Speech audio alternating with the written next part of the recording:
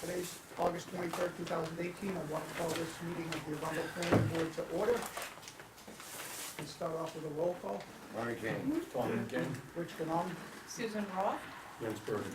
Tad Redwood. We have before us quite a large agenda. Hopefully we'll get through all of it. On the agenda, we have approval of minutes for August 26th, 2018, and August 8th, 2018. Citizens' comments. We have two public hearings, one for Pave Tech and one for Champagne Energy.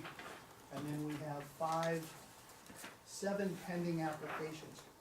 Brookside Estate, a revision of an approved subdivision. Pave Tech Corporation, a conditional use. Champagne Energy, a plenary site plan review. The Capable Canine, a conditional use application. LaGrose Lane, a private way application. A request for an amendment to the land use ordinance to add museums to the list of conditional uses in the BI. And a request for land use ordinance modification to extend the period of registration for existing contracted yards. And we have some other planning business, some Mylar signings, et cetera. Need a motion. Yay. Second. Motion's been made and seconded to approve the agenda. Any discussion or any additions that the board would like to add? Through the chair, Yes, sir. Susan Gay has asked to be tabled until the next meeting, or whenever it's convenient. And Susan is which one? That will be Sandra. Sandra, I'm Sandra sorry, Gay. Sandra Gay, that is Motorland, the request for a museum. Okay, so They are noted. not able to attend. We will table item 6. Anything else? Hearing nothing else, all those in favor? Aye. Aye. It is opposed? It is unanimous. Approval of minutes for July 26th. He was there. On the board. I just asked him, Were you there, I Marty? don't remember. And Susan was not, then I think we're gonna have to table this because we don't have enough people. I don't remember reading it. Who's missing? Present. We have to table. Jamie was there. Also There. Oh, that's the Roger's night, missing. that's the night. That's not Oh, you're right, what I'm sorry. Let's see, Marty was there, Yeah. Jamie was there, Roger was there, Jens was there, and I was there. We have So three of we the get five. three. Yeah. You could choose to table it to more input. Well, we could table it or we could approve it. Guys, is this, perhaps we table it until we get down to the other business tonight? Okay, so we'll move that to the end of the agenda. Should we move the minutes of August 9th to the end as well? I would agree. Yes, sir, Okay. please. Motion's been made to table the minutes to the end of the meeting, any discussion? Motion's been made and seconded, and there's no discussion, all in favor? Yay. Aye. Aye, it is unanimous. Citizen comment time. If there are any citizens that have comments that they would like to make about the land use ordinance or things that you would like to see on the agenda at some point in the future, now would be the time to say so.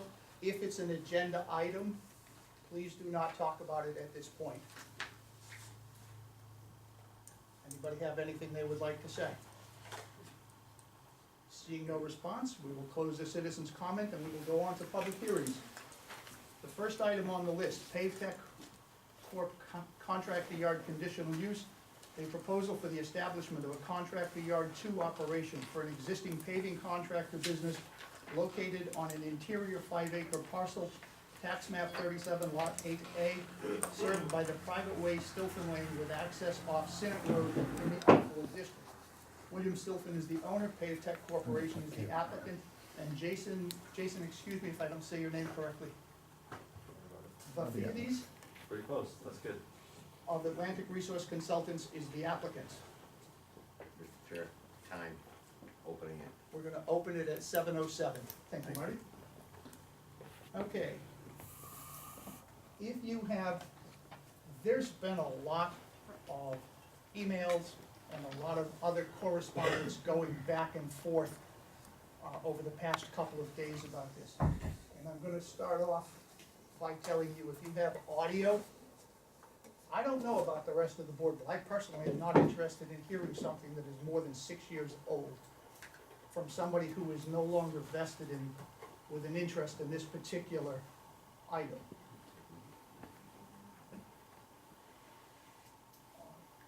I'm also a little disturbed that there appears to be character assassination in an attempt. Mr. Stilfen has admitted on multiple occasions that back in his childhood, he had issues. He was an alcoholic. I think back in our childhood, who of us wasn't? But he has been clean and sober for the past 22 years, to my knowledge. And I am not interested in what happened in 1976, or 1986, or 1996. So if you want to stand up and talk about that, I will tell you right now, I will gavel you down and tell you to be quiet. It is not relevant to this particular proceeding, which is the issuance of a permit for Mr. Stilfen to operate a contractor yard 2 in the R4 district. Does anybody have anything they would like to say? Hearing nothing. Mr. Chairman, Craig Rankford from Stacy, Dewey Guy. I am the one that brought forth his past record. I think it goes clearly to his ability to observe the laws. And if you look at his overall performance throughout his entire life, even today, you will see a record of non-compliance. That's why it is there. Respectfully disagree with you. I think it's very relevant. He has no arrest record after 1996. And the record reflects that. But there is a clear pattern of disregarding the law from an early age right up until the present time. That's why it's in there. I just want to make that very clear. Thank you. Mr. Chairman, Yes, from Mr. Reed. Bruce Reed for Lynn and Mark Howe. I would echo those sentiments. I did not supply the criminal record sheet, but I do have to agree with Brother Rancourt here that it goes to weight. You guys are intelligent individuals. You're gonna weigh the evidence as you will. It goes to weight. I would agree with you, Mr. Chairman, that not all of these items that are in Mr. Stolz's record bear directly on this case. However, I think as Craig just said, there's a body of evidence, and that's what he was trying to present. So I would say rather than galloping someone down, I don't think you're gonna hear either one of us, nor any of our clients get up and start talking about any of that. It's in the record, it's been submitted. You'll hear testimony, you'll hear from me and from Mr. Rancourt about recent things that have everything to do with the land use ordinance and everything to do with the town of Arundel. But it's an overall body of work that we're talking about, not specific incidents. I agree with you, but I respectfully ask that it still be in the record. Oh, it is in the record. Yeah. It is part of the submission of everything that came in, and it is part of the record. I see no reason for the rest of us to have to go through that process. Mr. Chairman, one other thing. Yes, sir.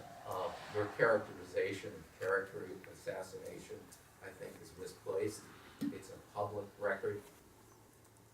There is no character assassination. Okay. I'm not saying that that was your intent. That is the way it came across to me. Yes, sir. I agree with your characterization of it, and I appreciate your refusal to accept, at least I hope the board will refuse to accept the audio that was apparently supportive of allegations of misconduct 6 years ago, and which included not only character assassination toward Mr. Stilfen, but also derogatory comments about his wife. I found that to be absolutely appalling. And your name is? David Jones, I represent Pave Tech. Thank you. Mr. Bassett, you had, Chip Bassett, I own property that abuts the applicant. I was not given an opportunity to point something out prior to the board deeming the application complete. I believe there is a deficiency in the application. Specifically, if there are inland wetlands of 2 to 10 acres, that it creates, or it is a shoreland overlay district, which has a 100-foot from the edge of the wetland boundary, and specifically, parking lots are only allowed within that 100 feet if the inland wetland is solely because of it being in a floodplain, not because of conditions of the ground. If the inland wetland is 10 acres or more, then it's a 250-foot line from the edge of the wetland. As I said, I own the property behind where Pave Tech is located, and it's wet back there. I'm not a wetland scientist. I don't know whether it's a half-acre wetland or a 20-acre wetland, but neither does the surveyor an engineer that did the report. And I think it's very relevant to this board, before this board approves an application, I think that you need to have a wetlands scientist do the delineation and determine how big is the wetland behind that property. Because it could directly impact whether it's appropriate to have a parking lot where it's located. Thank you. Let me add something else if I may. I understand your comments, I disagree with them respectfully, but I understand your comments about not wanting to go into ancient history. However, the history of this company at this site, adjacent to my property, is that effectively the applicant has been in violation continuously since 2001, as far as I can tell. Thank you. Yeah, Mr. Chairman, I just wanted, the wetlands issue, I wasn't here at the last meeting where you determined the application to be complete. There may have been a procedural oversight on the board's part, I don't know. I think there was a motion made before discussion was able to be had. I think Mr. Bassett might have spoken up at that time, but how I've been here and what I've heard afterwards is we gotta have a wetlands delineation before, for the public to actually look at. We don't know. I've heard through the grapevine that we might see some wetlands delineated tonight, but that'd be the first time. It's really important, because you've got a 250-foot setback if it's RP, 100 feet if it's shoreline. But that really makes a big impact on the parking on this project. And so I actually don't know what, if anything, more has been done, but I would want to see that. For your information, Yeah. our determination of the completeness of an application does not mean that we are accepting it. It simply means that we have everything that we need to make a decision. It doesn't mean that Mr. Bassett has brought up other information that we may consider. But having the plan and all of the other information gives us what we need. Now, he's brought up another point that, we have a survey that says this is where the wetlands is. We'll find out. Is there any other? Hearing no other comments, I'm gonna close the public hearing now. Question, I just, Jim, could you tell me where that would be in the ordinance, because that's something that I didn't catch earlier. Yes, section 8.6.1(2). I can't read my own handwriting, I think it's I, which says that parking can only be in the area, resource protection district or shoreline overlay district.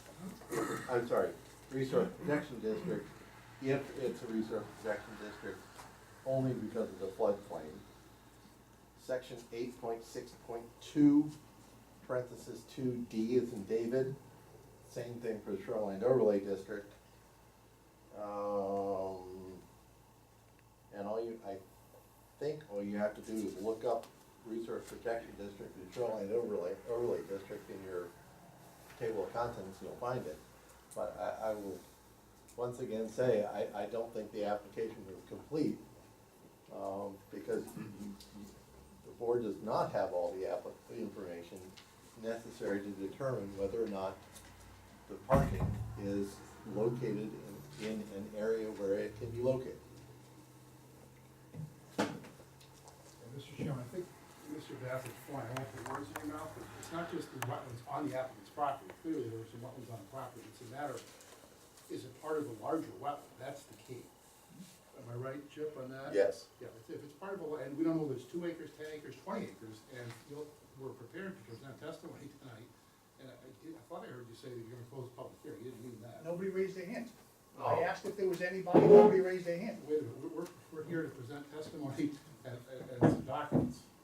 You're not, you can't, the Oh, applicant no, has the. I understand exactly what you're saying. Yeah, I asked if there was any further information and nobody put their hand up. I'm under the assumption that nobody else had anything to say. If you gentlemen have other stuff to say, by all means, let me know. okay, let me just say this. I don't wanna be too aggressive. I've seen the way you run your meetings, Mr. Chairman. It's a little unusual in my practice in York County, certainly, that you don't open a public hearing and have the applicant present the application and then you have comment. I know the way you like to run your meetings is to have the abutters or people who have comments say something first. That's fine. We're prepared to do that. I know how you run your meetings. But first of all, yes, we're here to testify and give you some more evidence. Let's make that clear. And secondly, after we do that, and the applicant then, through his engineer, I don't know, he's gonna present something here tonight, right? He's gonna give us a plan, and then the public is gonna have a chance to comment on the back and forth. We want the opportunity to comment on whatever he may say. That's all. And that's fine. I was just making the point, nobody put up their hand. If nobody has anything to say, by all means, Yeah, my hand's up. thank you for bringing it up. Okay. I thought everybody was done. So, which one of you two gentlemen would like to go first? Is the applicant gonna go first, or? No. we're- This is a public hearing to receive public comment about what the applicant has. Will we be able to ask questions after he presents his application? Yes, there will be an opportunity to do so. And I'm presuming he is going to, or the applicant will be presenting his application. We don't know. We don't know what the applicant plans. I have questions for the applicant, but I don't know what the applicant plans on doing. Yeah, Mr. Chairman, I think we're on the same page. We just wanna be fair here. We just wanna have an open discussion about what's on the table. I don't know whether, Mr. Stover is gonna come forward with additional information we haven't seen. He doesn't know whether we have some. I'd like to submit a letter to you now. So I will speak first, if that's okay. That's fine. I am Bruce Reed again, representing Lynn and Mark Howe, who are both here, to my right. And what is your pleasure regarding the letter that I submitted? To be honest with you, I was going on vacation and wanted to get this to you in time for you to read over the weekend. So I got an email to Tad Wednesday night. I hope by now you've at least seen it. I know Tad didn't get a chance to get it to you before, like maybe Tuesday. But I see, Ms. Roth shaking her head. Did you actually? I read it, Good, yes. okay, great. And, Yeah. so there, and did you read Mr. Rancourt's letter, have a chance to see that as well? Yes. Okay. So, in the past, I've been before this board, you like to read those letters into the record, I don't care. If you want to, that's fine, if you want someone else to read it, I just wanna make sure it's part of the public record. And I have another two-page letter I'd like to submit right now. And I don't know what your pleasure is on that, I can, you may read it, I've seen you do that in the past. Let me have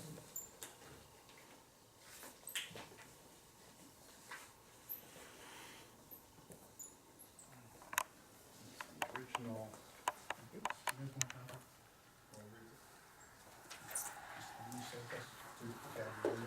Yes. No, this is not, this is new, I'm just reading this tonight.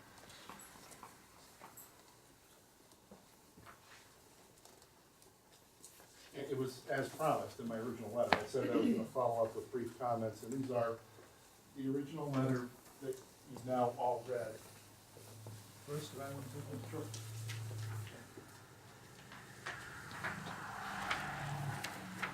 The first letter is dated August 15th, 2018. It was emailed to Chad Redley, the town planner, regarding the conditional use application of Pave Tech Corporation for proposed establishment of a contractor yard. Dear Chairman DeLong and members of the board, I am writing on behalf of my clients Lynn C. Howe and Mark J. Howe, who reside at 24 Midship K Road on a property they have owned since 1999. See the attached warranty deed. Over the past 2 years or so, I have represented the House before this board and before other town officials, including the Board of Selectmen, on issues related to this paving business, which is being operated adjacent to their home in what is otherwise a quiet residential neighborhood.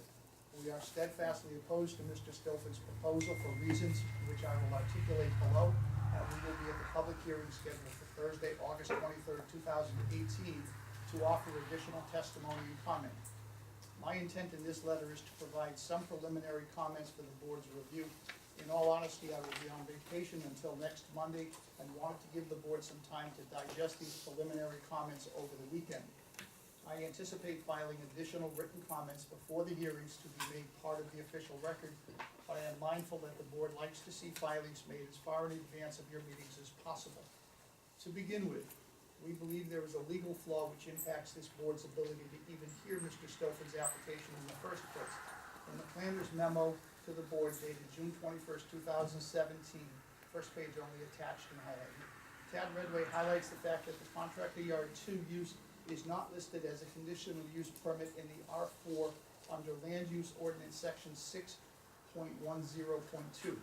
To our knowledge, this omission, which the town planner refers to as a clerical mistake, has not been corrected despite numerous subsequent town meeting opportunities to do so. As such, this board lacks jurisdiction to even hear Mr. Stoffin's application. Mr. Redway refers to the town's attorney's position, but she has not issued a memo or other formal opinion of it. At the very least, all parties deserve to have a fully reasoned opinion letter from the town attorney in hand before proceeding any further. At the last meeting, my client and others made a request to have the public hearing postponed for other reasons, namely to afford at least some reasonable period of time for the preparation of testimony and arguments. But our current demand is entirely based upon the legal status of the application. Where this matter may well end up in the courts, regardless of which side prevails, it is prudent to take the time to firmly establish the legal framework for this application. In my experience, there is rarely such a thing as a clerical mistake in a land use ordinance or other municipal regulation that cannot be cured without proper procedures being followed. In this case, an amendment to the land use ordinance approved by a town meeting vote. The town attorney should be tasked with investigating this matter carefully and issuing a formal opinion letter backed up by relevant case law. On a separate but related procedural matter, when the board took a vote to determine the completeness of this application at the last meeting, it did so without allowing public discussion, perhaps inadvertently. It was only after the vote was taken that abutter Chip Bassett was able to articulate his concern that the survey submitted by Mr. Stoffen does not adequately delineate wetlands associated with this property. It is vitally important that the applicant determine the nature and size of the wetland which exists on his property and also encompasses parts of the abutter's property, including Mr. Bassett's. As the board is aware, setbacks from wetlands vary according to the nature and size of that wetland. Without proper delineation on the plan submitted as part of the application, the board will have no way of determining whether setbacks from the proposed parking lot and other areas should be 0, 100 feet, or 250 feet. This is a burden the applicant must carry before a public hearing is scheduled, so that meaningful comment and review can be undertaken. Without this, the application is incomplete. As stated above, my intent with this letter is to discuss some preliminary procedural matters which may be dispositive of the case entirely, or at least impact the ability to proceed with a public hearing at all on the 23rd. Because we have commissioned them, however, I do want to submit 2 letters which we have solicited from local realtors regarding the impact this proposed development would have on property values. To that end, I attach a letter to me signed by Randall Simmon and another from Betsy Ames Fitzgerald. Both these individuals have been practicing real estate in York County for decades, and each has a very strong reputation as a top producer. As you can see, both the letters strongly support our position that we've articulated from day one in this ongoing process with Mr. Stoffen. This is the wrong use in the wrong place. Even if this were permitted conditional use in the R4 zone, which we argue above is not the case due to the lack of voter approval, this board's function is to determine whether it is appropriate for this particular location. Some parts of the R4 zone may be well suited to contractor yards, but this particular proposal happens to be proposed in the middle of an existing, long-standing residential neighborhood, which would otherwise be quiet and peaceful in character. It is completely within the board's discretion to accept evidence like these 2 letters from Mr. Simon and Miss Ames Fitzgerald and determine that an applicant like Mr. Stoffen simply cannot run his business in a manner compatible with this neighborhood. Thank you for your consideration of these comments. We look forward to seeing you on the 23rd. Sincerely, Shepherd and Reed, Bruce Reed, Esquire. Mr. Planner, could you make sure that the 2 real estate letters get included into the record? Yes. Thank you. And if possible, we'd like to have both letters read into the record. If you're getting a little dry, someone else could read. If you. They could, but I don't have the real estate letters with me. I have copies right here. Yes.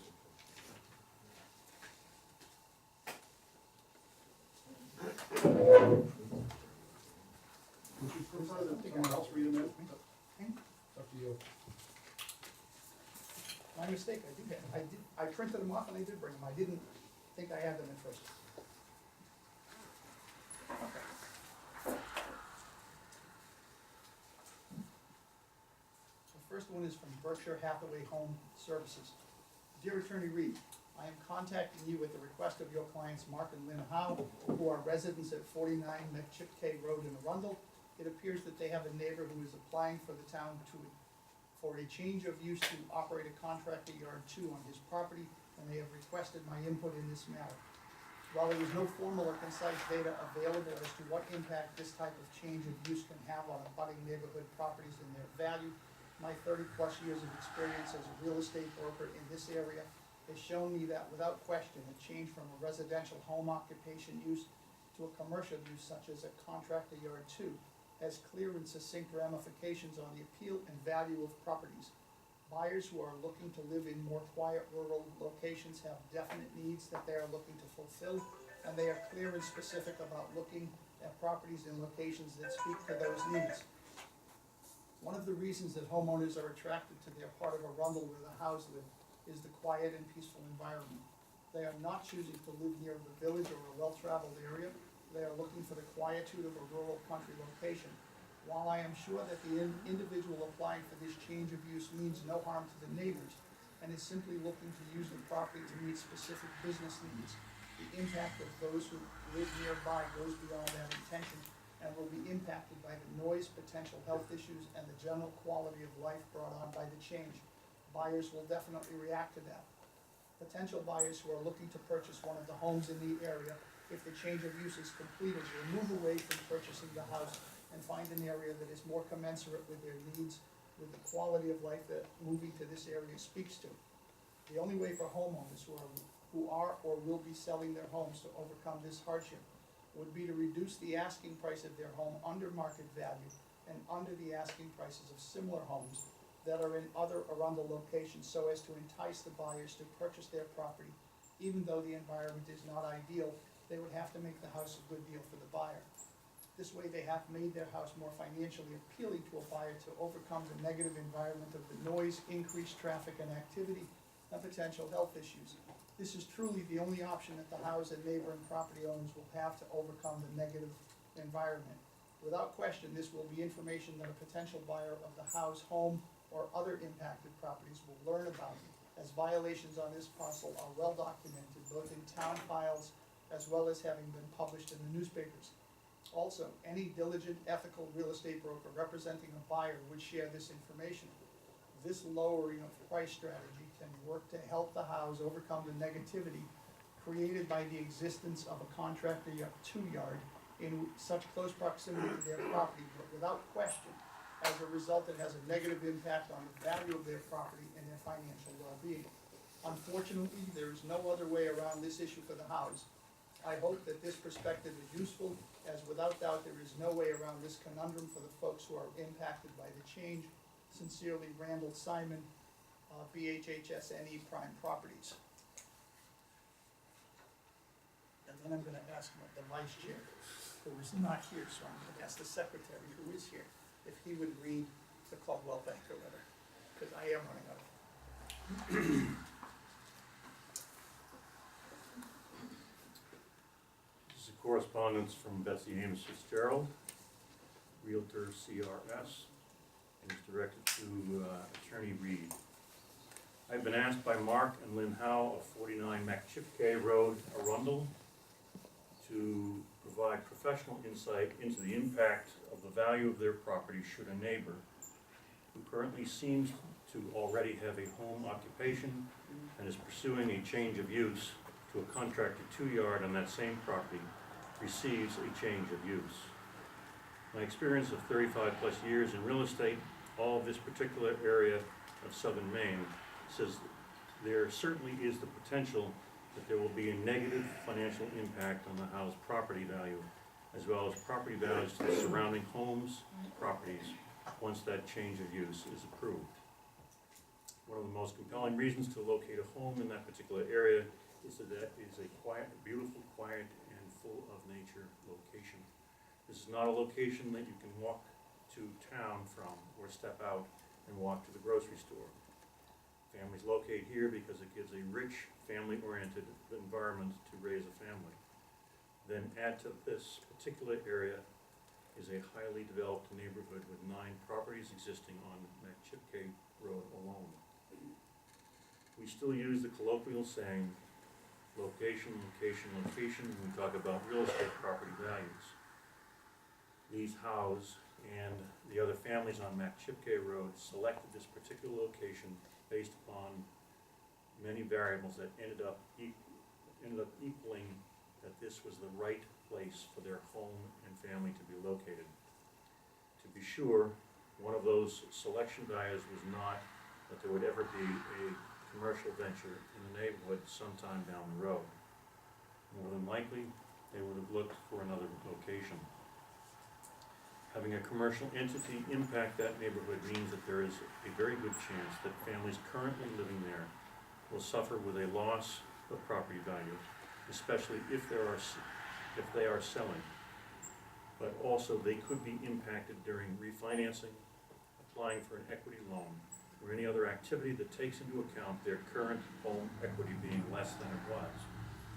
Should Mark and Lynn Howe ever want to sell their home, they will certainly face a major decrease in potential buyers for that home due to the commercial enterprise existing nearby. The price they will receive could be severely negatively impacted due to having a commercial entity there. I cannot come up with a single positive aspect for the house that would be garnered should this change of use occur. It is therefore a real shame that somebody will be impacted negatively, both financially as well as a major impact to their quality of life. Commercial ventures almost always produce different kinds of pollution like noise, dust, and hazardous materials. That is probably why so many commercial ventures like this one exist in either a private location or even better, a business park. This short personal analysis adds a measure of caution to those involved with this change of use. There's another adage we use a lot in real estate: just because you can doesn't mean you should. Sincerely, Betsy Ames Fitzgerald.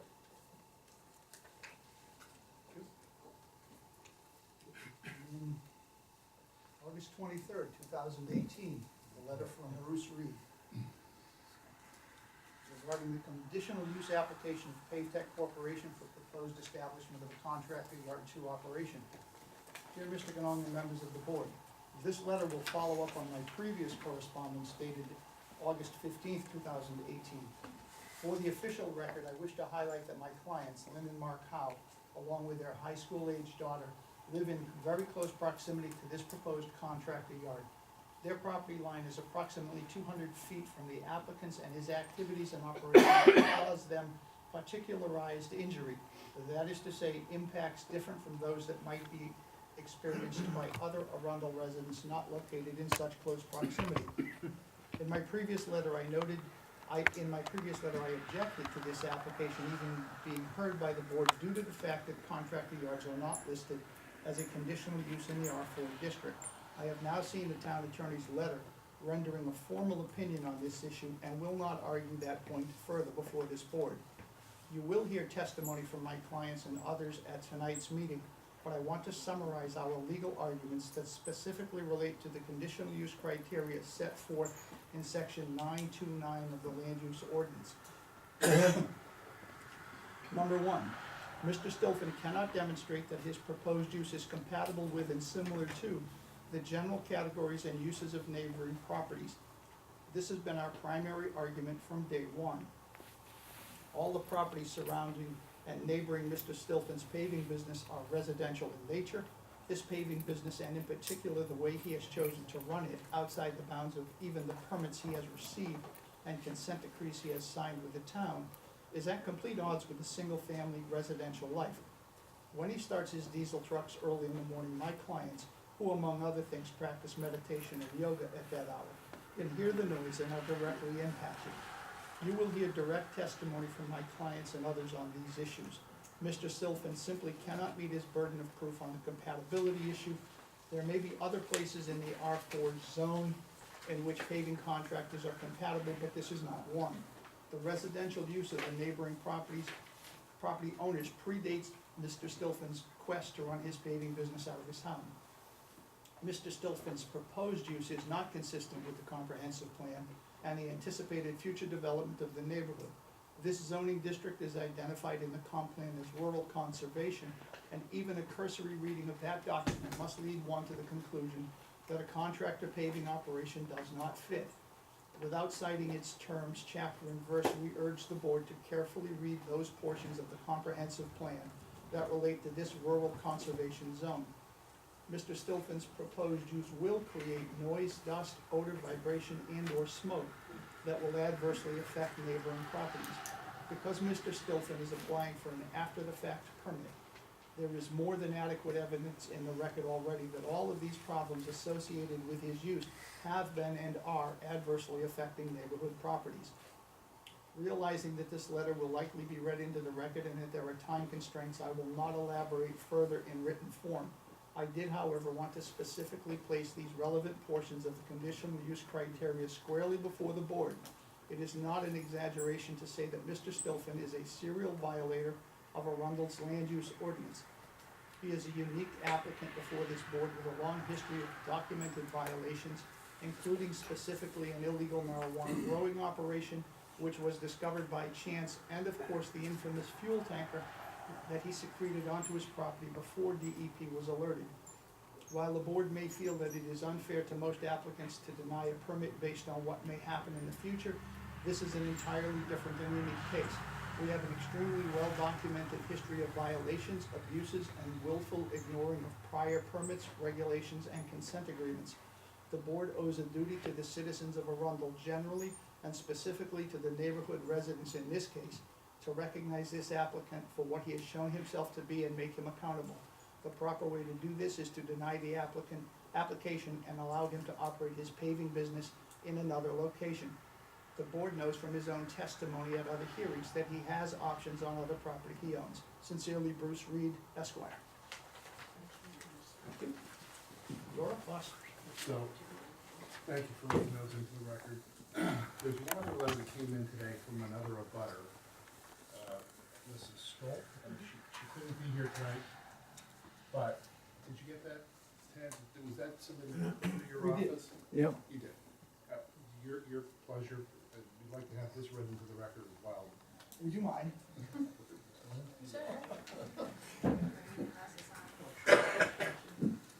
So this is from Laura Stoll, who lives on Machipke Road. She writes, I unfortunately will not be able to attend the upcoming planning board meeting scheduled for August 23rd, 2018. My husband and I bought a house on Machipke Road in 1999 because it was in the woods. It was a residential rural R4 lot with a minimum lot size. It was quiet, it was safe, it was Maine. A year or so later, the quiet was gone. William Stilfen started bringing in large paving trucks, starting them up early in the morning, weekdays, weekends. When he started bringing in the trucks for his paving business, he had not applied for a permit. A conditional use permit was given to him by the town in 2003 in response to repeated and ongoing violations, both in caps, of the land use ordinance. I still don't understand why a yard 1 permit was given to someone who was already violating the land use ordinance to bring them into compliance. If the issue was to bring him into compliance, demanding that he remove the business that he started without the proper paperwork would also have brought him into compliance. In the last 10 years, William Stilfen has violated every condition on the conditional permit. My understanding that a conditional permit is just that, a permit with conditions, and if the conditions are not followed, the permit is revoked. In most recent conditional use application permits submitted by Atlantis Resource Consultants, it even states, ARC is aware that PaveTech has been operating outside of the limits of the Yard 1 license.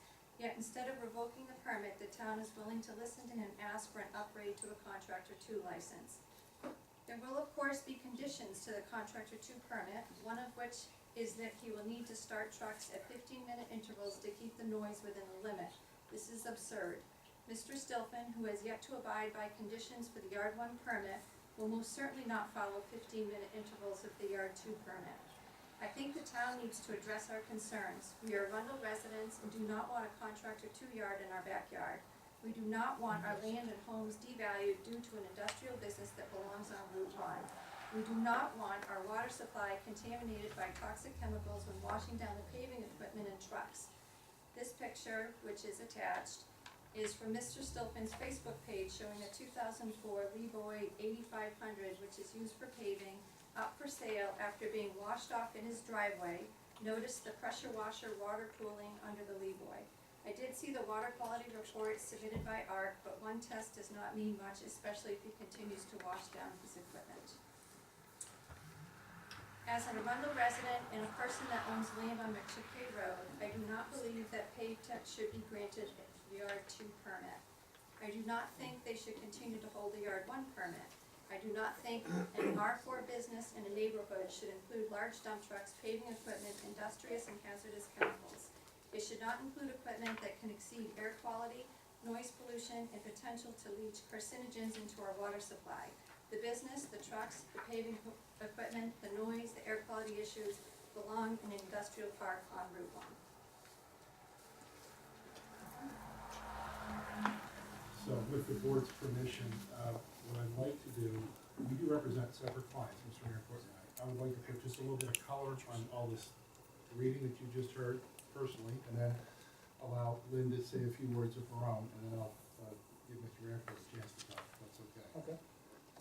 So, you basically heard most of the legal arguments now, in the 2 letters that I've submitted, and the one that was just read that I just saw today, that was equally compelling, but I just want to remind the board, we've been after this for a long time. I've been before this board several times, maybe 4 or 5 times. The selectmen, and I don't even have the ancient history that a lot of others do, we go back to 2001. And I get it, that you're a planning board, you listen to conditional use applications all the time. You know, if someone checks off the boxes, they're probably entitled to a permit. You know, that's the average person coming before this board. The reason that we have submitted, and what I'm talking about now, the history here is relevant. And this is a residential neighborhood. It's not like other contractor yards that have come before this board recently, where you have 10 acres, you're out on Route 111, you don't have neighbors like this, it's not a neighborhood, this is a subdivision. This is where we happen to be located. So I want you to really kind of not be afraid to make it might be a tough call for you to know that Mr. Stolfen has had to hire an attorney, an engineer, get that, cost him money. But guess what? It's cost my clients, our clients, a ton of money in aggravation for the last 16 years. Living next to Mr. Stolfen has not been an easy process for them. And Lynn Howell will give you some additional testimony. I mean, the realtor letters are legitimate, as she will tell you. You know, she's saving money for college. Her daughter's going to go off to college next year. The value of their home is dropping because of this. So I guess my point is, you have the right, the ability, and I would argue, the duty, to look very carefully at the history of this particular applicant. And don't be afraid to make a call that's sorry. And we know you've been through a lot. But guess what? It's put the town through a lot. It's put my clients through a ton. And for you as a board to fairly weigh both sides here, that's all we're asking for, is to look at the history, which Mr. Rancourt, I know will go into in a little more detail here.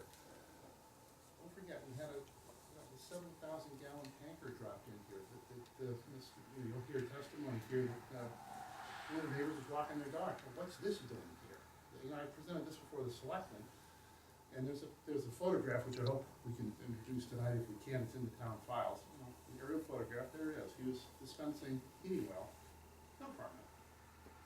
Jim Daigle goes out for an inspection one day. Marijuana growing out there. You know, I'm not trying to beat a dead horse here, but this is very relevant. The person that you're dealing with, and the history of what's happened here, is grounds for you to say, sorry, this is the wrong use and the wrong person in the wrong place.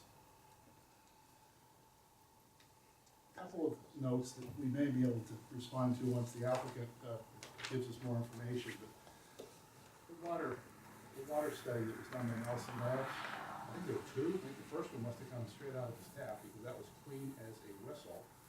The second one had a few more variants of it, but if you read the report carefully, there were 2 wells and his tap in his home.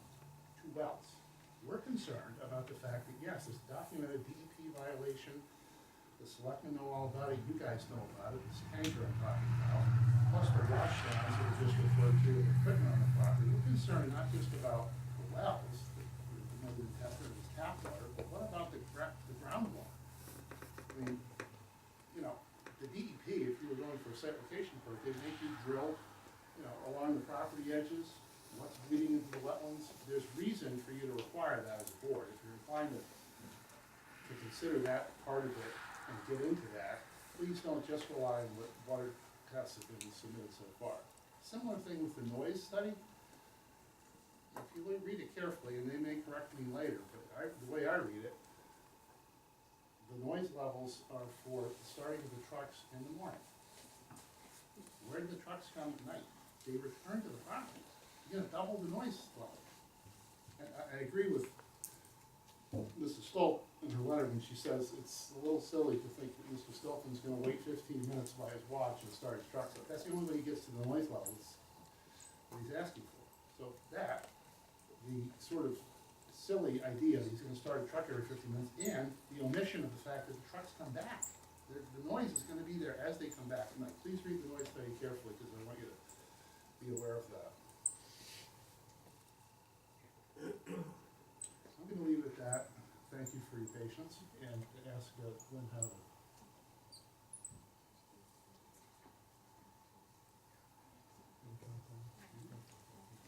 I'd like to just, Lynn Howe, my husband Mark and I live at 49 McChip K Road, just to talk briefly about the noise study. In the noise study, they reference the requirements for mixed-use district. However, we're in an R4 rural conservation. When you read the comprehensive plan, there were 4 districts set up. This mixed use was completely separate from rural conservation. There was residential, business park, industrial, rural conservation, and mixed use. So I question the standards that they're using in the noise study, and granted, they still have to do the staggering. I think it's starting every 3-minute intervals, and all trucks have to leave in 15 minutes. But they're suggesting that to comply with the mixed use noise level requirements, not the residential. The residential is 10 decibels less. And so if you actually used what they should have used, which is the residential requirements, they're not in compliance. And then to, reiterate Bruce's point, all it talks about is departure.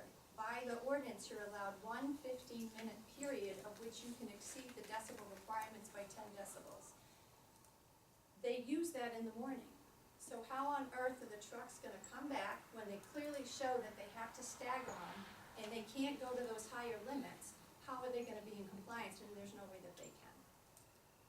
If the board's inclined, if you look at page 9 of the comp plan, I don't have to do it this very moment, but that's where this mixed use versus residential distinction comes in our argument that this is a residential, not a mixed use, and therefore a higher standard for the noise would come in page 9 of the comp plan. So I have some other comments that I'd like to make, and I'm probably gonna read them just so I can stay on task. So, again, my name is Lynn Howe, and my husband Mark is here as well. He's given me permission to speak on both of our behalfs, because I don't usually like to speak for others unless they tell me that I can. We bought our house in our land in 1999. We built our house the same year. The reasons that we chose to live, not just in Arundel, but on McChip K Road, are exactly the reasons that are outlined in the letters from Randall Simon and Betsy Ames Fitzgerald, both who wrote those opinions based on their experience, and this amount of experience that they have in this market is 35+ years of experience. And those reasons are that it's peaceful, it's quiet, it's beautiful, it's full of nature and nature sounds. And I'm serious when I say that. We get other sounds now that Mr. Stolpen, and it's gonna get worse with an expansion of his current operation. I will tell you, and I know Betsy referenced it in her letter, if we had known that any kind of commercial use would be in such close proximity to our property, we never would have bought there, we would have looked elsewhere. We were there first, and I think that's an important consideration. I know there was reference at one meeting that, yes, you can hear the railroad and that makes noise, but that was there long before we were. And that was part of the environment, but dump trucks and, backup beeping noises and truck beds being slammed down and such is not part of the tranquility that we were searching for when we bought our house all those years ago. I've spoken at prior planning board meetings and the selectmen meetings about the negative impact his current operation has, and we have grave concerns about the detrimental impact and expansion of his current operation will have. Our house sits across the street from the property, and the noise that the dump trucks make are so loud, and I know Bruce referenced it, and it happened again this morning, that I can't even do yoga in my bedroom with a ceiling fan on, a window fan on with the window mostly closed because it's getting cold, without hearing his trucks. And to me, I find that amazing, that it's very disruptive and disturbing to our family. I can't imagine what it's like at Dan and Elizabeth's house, who are butters, and Dewey and Stacy. I mean, I'm further away than they are, and with that much noise in my bedroom, trying to do yoga through ceiling fans and a window fan, that you can still hear his trucks. The quality of life impact on us isn't the only concern. There's a significant financial impact on Mark and I, as well as all of our neighbors, if this is approved. And Bruce included in the package, you read the letters tonight from both of those real estate agents who have over 30 years experience in this market, and who both opined that we will experience a decrease in property value and be financially harmed if this is approved. And for us, our home is our most valuable asset. And I will tell you, we've worked really hard over the past 19 years, both to improve the property, but also to pay down the mortgage so that we can use the equity to help pay for our kids' college. We have a daughter, as Bruce said, who's 17, she's gonna be a senior, and she's gonna be going to college in 1 year. We have a son who's 15, so he's gonna be on the heels of her. So we're gonna have to tap that equity in the very near future. And it's scary to me to think that the town could basically cause our family to lose what we've worked so hard for, which is establishing that equity so we could send our kids off to college with the simple approval of an application that doesn't belong in our area. So I hope you take this as seriously as we do. This is why I've been to so many selectmen meetings and planning board meetings. I am not one that likes to get involved in politics. I am not one that actually likes to get up in front of people and speak. But this is gonna harm my family and everything that we've worked so hard for, and I don't think it's right. The purpose of our land use ordinance in our town, as stated in the ordinance itself, and I quote, is to promote the health, safety, and general welfare of the residents of the town by implementation of the policies of the comprehensive plan to encourage the most appropriate use of land throughout the municipality, and it goes on. We're not objecting to all contractor yards or paving businesses, but it has to be in the right place. In Stilton Lane, which is surrounded by residential properties in a quiet and serene area, is not the right place. Further, the ordinance requires that any conditional use to be approved must, and I quote, be compatible with and similar to the general category of uses of neighboring properties, which it is clearly not. Number 2, that the use is consistent with a comprehensive plan and the anticipated future development of that neighborhood.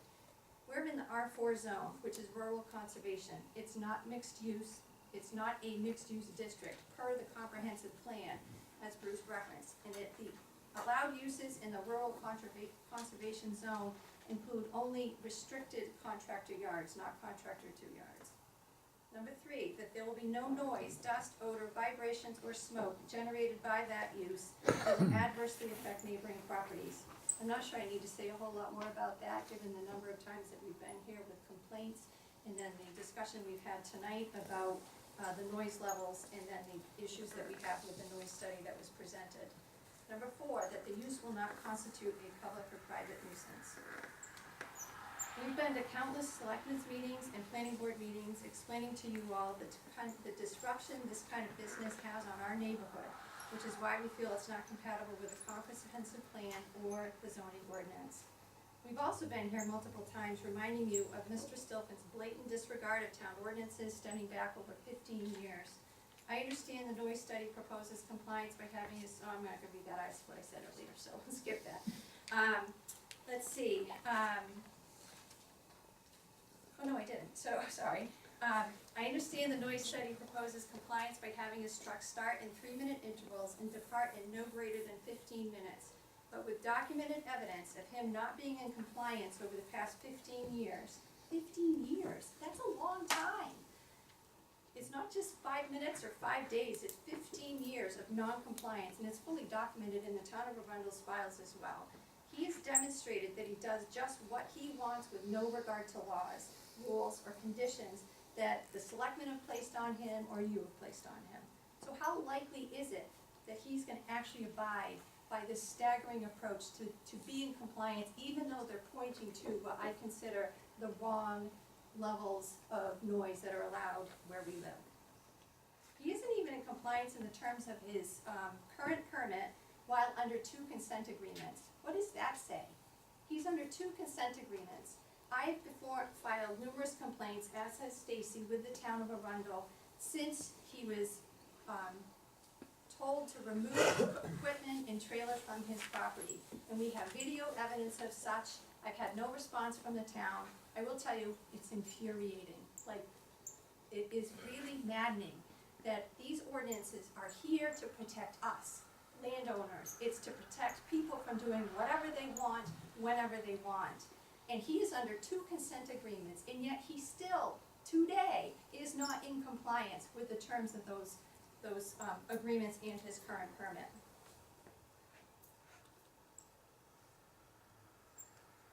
So we have repeatedly complained to the town, we have the video proof, you have your own file, I mean, it's fully documented, that the evidence of noncompliance goes back to 2001. So with his history of serial noncompliance, he's already given you the answer to the question that I asked, which he isn't going to comply with whatever condition you place on him. The financial detriment that my husband and I, as well as all of our neighbors, will experience as a result of the contractor yard 2 next door is not in congruence with the land use ordinance, it's not in congruence with the town's comprehensive plan, and it's not fair to any of us. The land use ordinance is designed to protect property owners from this situation. It's there to protect us from these things, from people just doing whatever they want. It's for these reasons that we respectfully and urgently request that you deny his application. Mr. Rancourt. I think Mr. Bassett wanted to just make a brief comment. Defer to him. I wanted to follow up on 2 things I have picked up during the conversation here.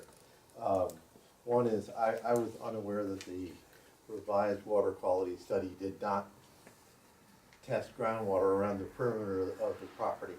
Let me be perfectly clear, I own a very substantial piece of undeveloped land which Mr. Stolpen's entire property drains onto.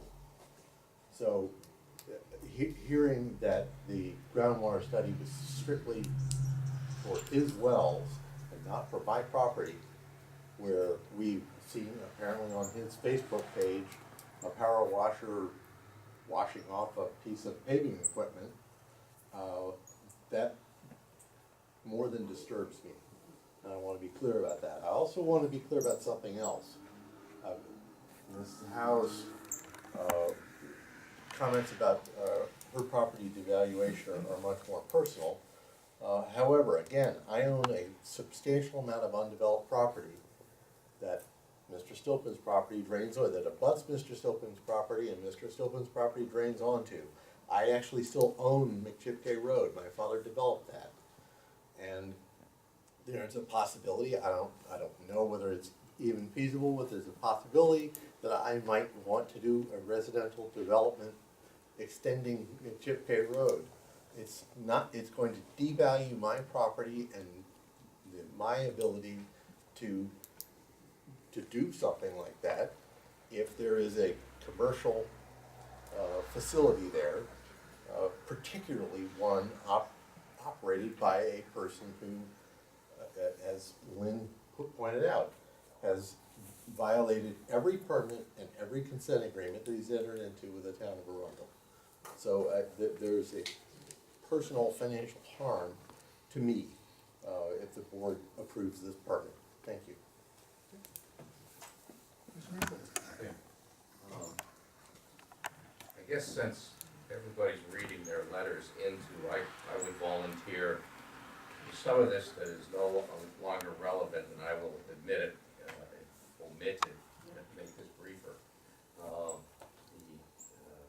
The legal argument on the R4 district, I understand your counsel thinks it is a conditional use for a contractor yard is included. I don't agree with that, and I will save that argument for another day if necessary. But, however, I'd like to read most of this into the record if the chair will allow me to. Thank you. Dear Chairman Ganong and members of the board, please be advised I represent Dewey and Stacy Guile, who are abutting landowners to 31 Stilfen Way. The Guile property is located at 40 Machipke Road and will be adversely affected if this conditional use permit is approved. They are aggrieved parties in this action. Mr. and Mrs. Guile oppose the granting of this conditional use permit of the applicants because of the applicant's long history of serial non-compliance, which the terms of permits issued by Arundel. Further, a contractor yard 2 is not a permitted or conditional use in an R4 zone. Within the application itself, the applicant has failed to adequately address the wetlands issue for proper setbacks required by in the shoreland zone overlay district or resource protection district. And if contractor yard 2 is imposed, it will decrease the value of their residential property. Applicant's continuous history of non-compliance. PaveTech and its owner, William Stilfen, have been in violation of the Arundel Town ordinances since 2001. PaveTech was given a notice of violation on August 7th, 2001 for operating a business without a permit, and I've marked that as Exhibit 1. On May 16, 2002, Arundel notified Mr. Stilfen that he was in violation of his home occupation permit that was issued on August 28, 2001, because he had exceeded the permit's limits for employees and equipment. That's identified as Exhibit A2. On July 1, 2002, Arundel again notified Mr. Stilfen that he continued to be in violation of Arundel's ordinance by failing to obtain a conditional use permit, Exhibit A3. On August 2nd, 2002, the Arundel CEO again notified Mr. Stilfen of the violations. He said, quoting in part, "It appears you have no intention to apply with any order that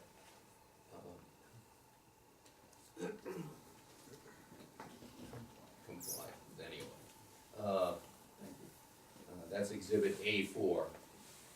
On January 31st, Arundel CEO observed a strong odor of diesel fumes coming from the Stilfen property. That's evidenced by Exhibit A6. In April 2003, Mr. Stilfen is granted a 1-year conditional use permit with multiple restrictions. See Exhibit A7. That was renewed in 2004 with the same restrictions. One of those restrictions was that he could not clean his equipment on the property. On April 13th, 2004, CEO James Webster notified Mr. Stilfen that his conditional use permit had expired. That's Exhibit A8. On August 1, 2016, Mr. Stilfen failed to register his business with the town in order to be grandfathered as was required in Section 9.314.2 of the Arundel Land Use Ordinance. On April 12, 2017, Arundel again delivered a notice of violation to Mr. Stilfen for exceeding the limits of his 2004 conditional use permit by having many more trucks, trailers, and equipment on his property. This led to a June 13, 2017 consent agreement whereby he would limit the number of trucks and equipment on the property to that allowed by the 2003, 2004 conditional use permit. That's Exhibit A9. The consent agreement required him to apply for a new conditional use permit for contractor to the yard by June 13, 2017. Mr. Stilfen failed to apply within the mandated time limit. On August 16, 2018, the Giles filed a new complaint alleging Mr. Stilfen continued to violate the 2003 and 2004 conditional use permits. The complaint alleges that Stilfen has continuously sprayed diesel oil on his equipment on site and has cleaned his equipment on the property, which is expressly prohibited by the 2003 and 2004 conditional use permits. And that's Exhibit A10. Not only has Mr. Stilfen and his company demonstrated a complete disregard for the town of Arundel's ordinances, but he's also had a criminal history which shows disrespect for the rule of law. William Stilfen has been convicted of multiple charges, including filing a false report with law enforcement officer, assault on a police officer, multiple assault violations, and violations of the Maine Consumer Sales Act. All of these were misdemeanors, and he was convicted of these. His record is Exhibit B, and it is a public document, Maine Bureau of Identification. What is clear from Mr. Stilfen's record with the town of Arundel and the state of Maine is that he has a complete disregard for the rule of law, and it is reasonable to expect that he would likely violate any conditions the town imposes on him to the detriment of his abutters and the town for that matter. I'm gonna skip the next section. As I noted earlier, I have a legal disagreement with the town attorney, but I respect his interpretation. And again, if this goes to appeal, we'll raise that once again. But I am preserving that objection. The applicant failed to adequately address the wetland issue. And I know this has been talked about a little bit this evening. The applicant did not adequately address potential wetlands issues. Evidence suggests that there are substantial wetlands, perhaps on or abutting the applicant's parcel. Former planning board member Chip Bassett stated at the last planning board meeting that he was aware of wetlands on his property and that the applicant did not mark those areas in his application. If wetlands consist of 2 to 10 acres of land or more, it could substantially affect the set-off requirements for the conditional use permit. Depending on the site of the wetlands, the site may be a resource protection district or a shoreland zone overlay district. Both would require larger set-offs buffers. The board should require the applicant to provide mapping information or deny it for its as being incomplete. Finally, the Giles abutting property will be adversely affected by the granting of this application. Dewey and Stacy Giles own an abutting parcel of land where they have their private residence. A copy of their deed of ownership is attached here too and marked as Exhibit C. The allowance of contractor yard 2 will substantially increase the commercial activity in this rural setting. Dewey and Stacy firmly believe that more huge trucks with idling diesel engines, the noxious odor of the diesel fumes, the loud banging of dump truck bodies, and the loud safety beepers going off when they frequently back up their vehicles will devalue their property if this permit is granted. The Giles are in complete agreement with the assessments of realtors Randall Simon, Betsy Ames Fitzgerald, that was submitted by Attorney Reed as adverse effects of this contractor, yard two, will have on this neighborhood. And for these reasons, the paved tech application should be denied. We ask that this submission be admitted into evidence and made part of the record. Thank you. And for the record, and on behalf of Stacy and Dewey Guile, we would also adopt Attorney Reed and Mrs. Howe's testimony. We believe it's accurate, and we would formally adopt that for the record.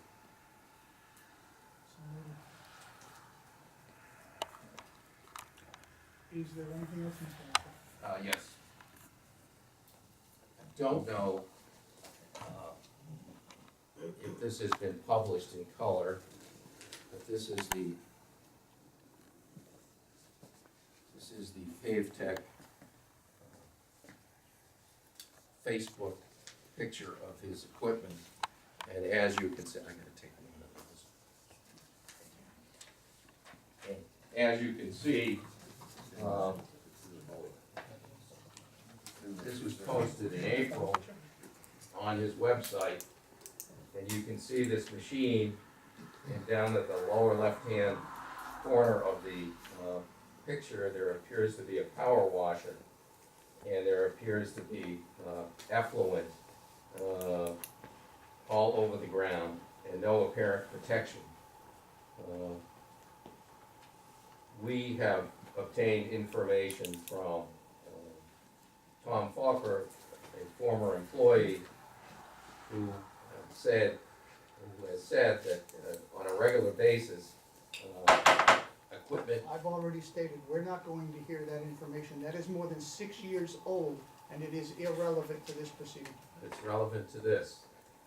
If this took place in April, Yes. it's not irrelevant to this. Where he cleaned his machinery back then and how he did it, unless you can show that that is still occurring now. Well, I think that picture suggests volumes.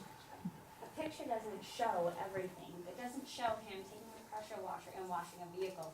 Who's to say he wasn't washing something else? The picture only shows one part of the story, and you can make your own story up from it. I thought I had the floor. I'm sorry. For the I record, would like to, could you state your name for the record?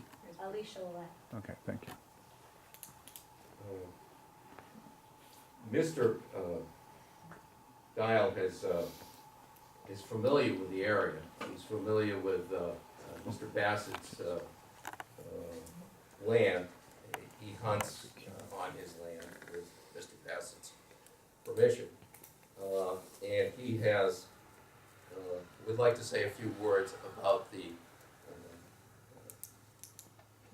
about that area and exactly how wet it is. My understanding is that he also has some photographs which were taken today, which definitely would suggest a wetland condition there. And I would like to have him speak on that.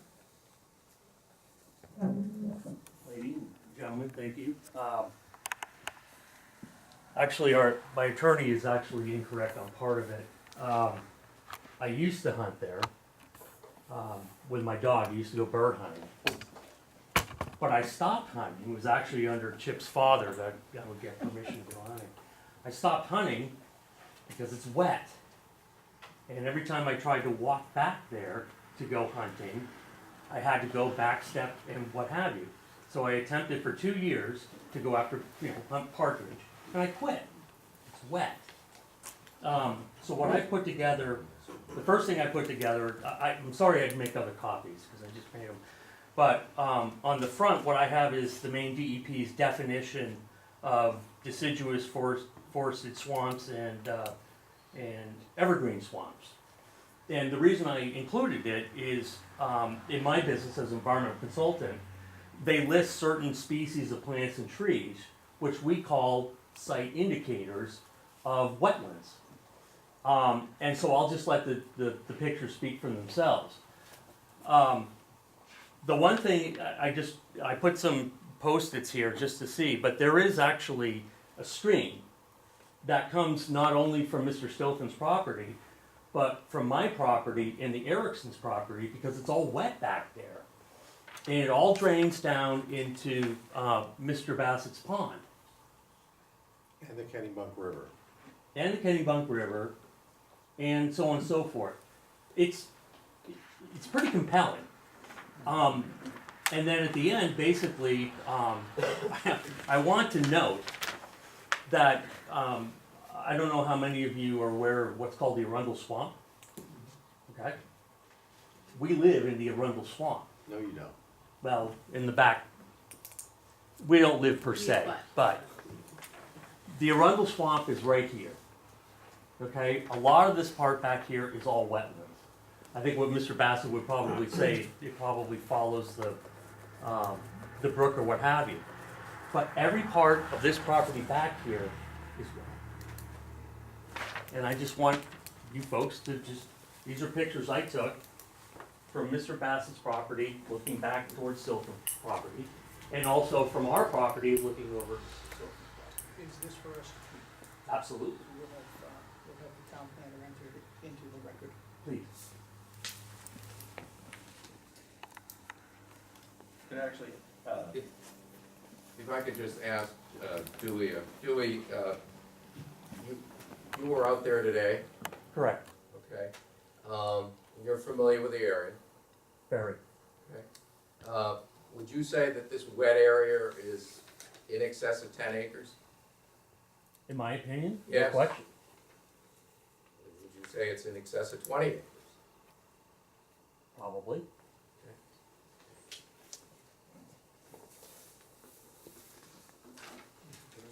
I was taken by the fact that I was over to see Tad the other day, waiting to see him, and Tad had an old map up on the wall. And I'm looking at the area, and sure enough, it says the Arundel Swamp, which really struck me as being significant. So there does appear to be an issue here of whether or not this is a swamp, whether or not this is a wetland. Stacy has some audio dealing with noise from her house, and I would like to have her play that for the benefit of the board. And Stacy, perhaps you could kind of narrate that as to what it is and let it play. So obviously, we've heard a lot of conversation about the noise from the trucks. As you've seen from the site plan, Dewey and I are the most direct abutters. Our entire back property line backs up to Mr. Stoughton's property. Over the course of the last several months, I have used my iPad from inside my home, inside my upstairs bathroom window. It is summer, so my windows are open. But I have made some recordings of what the noise sounds like, and I do have speakers just so that you can hear it correctly because it doesn't play great on a laptop, but just to give you a sense of what this noise level is.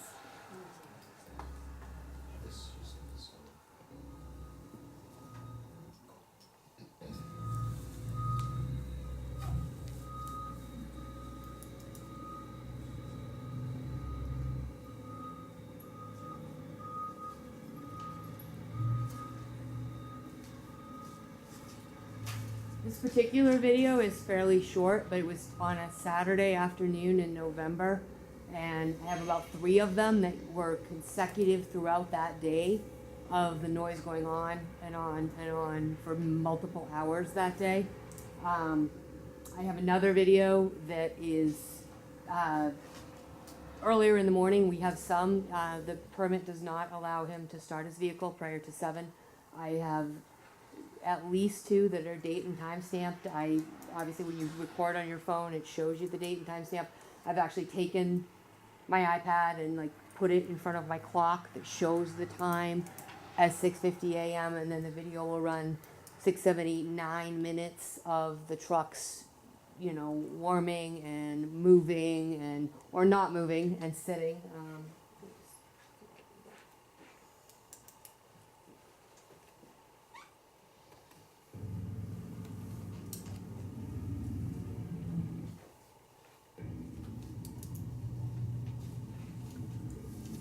As Lynn mentioned, you know, her house is a good deal farther away than mine, and yet here is, you know, the throttling up and the backing up, and sometimes there's, I'm not familiar with different pieces of equipment, but backhoes or other things doing equipment things that are not supposed to be happening. They're certainly not gonna stay within that limited parameter of start them up and move them out. We have no confidence in that. I'm not gonna make you listen to, you know, 9 minutes of it, but it's, I'm sorry, did you have a question? No, at this point, it's inappropriate for the board to be doing anything in a public hearing. No, that's This fine. is for the public. I just wasn't sure if you. No, I just thank you very much. Okay, thank you. sir. Do you have that available so that Mr. Redway can have Yes, it? the files, because their videos are very large, I will have to, it's called a Dropbox link, but I can certainly send this to him. We would submit that for the record. Be more than happy to. Just to follow up on Stacy's talk and Attorney Reed's discussion, I too noticed that in the noise study, it appeared that they were using mixed-use district standards for this to be in compliance. We think that that's improper. We think that this is a rural conservation, and it would be 10 decibels lower, and they would not be in compliance. So I would just urge the board to look at that carefully, to see if they do meet the standard. Just in summary, one of the biggest fears here is there's just been a complete lack of compliance. These people that are here opposing this have to comply with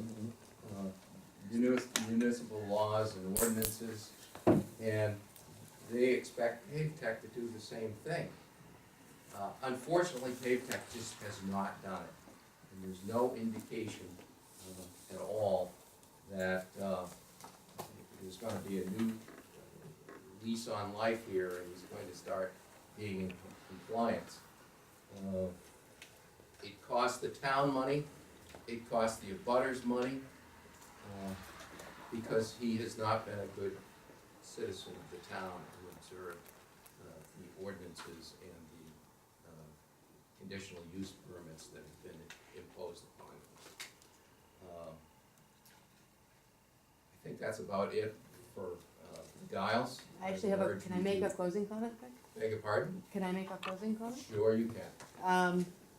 So to, you know, I feel like we're definitely, you know, nails in a coffin or hammering, I don't know, something. Yesterday morning, I did send an email to Tad and to Jim Nagel and to Keith, pointing out, the consent agreement last year had numerous roundabouts about what constituted two trucks and 2 trailers.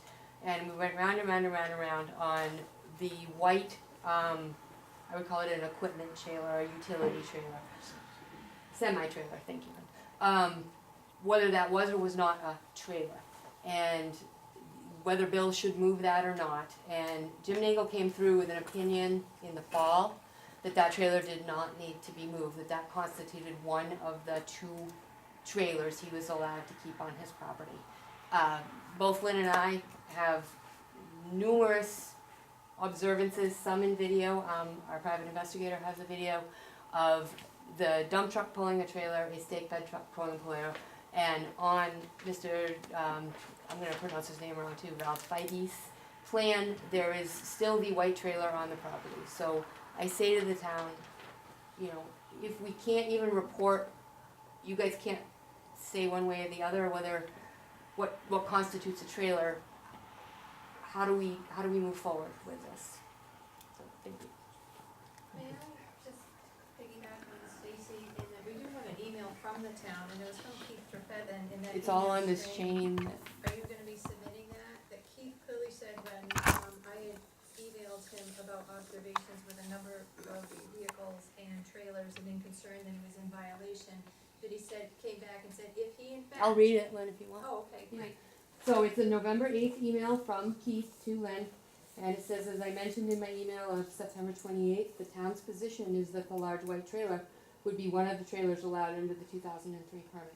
Now you've provided additional information, and I actually have a video here that I could show you that was taken a couple of weeks ago, that Mr. Stolfin may be towing 2 trailers daily. This, in my view, would once again place him in violation of his 2003 permit. This new information will be shared with the code enforcement officer to determine if 2 trailers are indeed being towed daily. His 2003 permit only allows 2 trailers.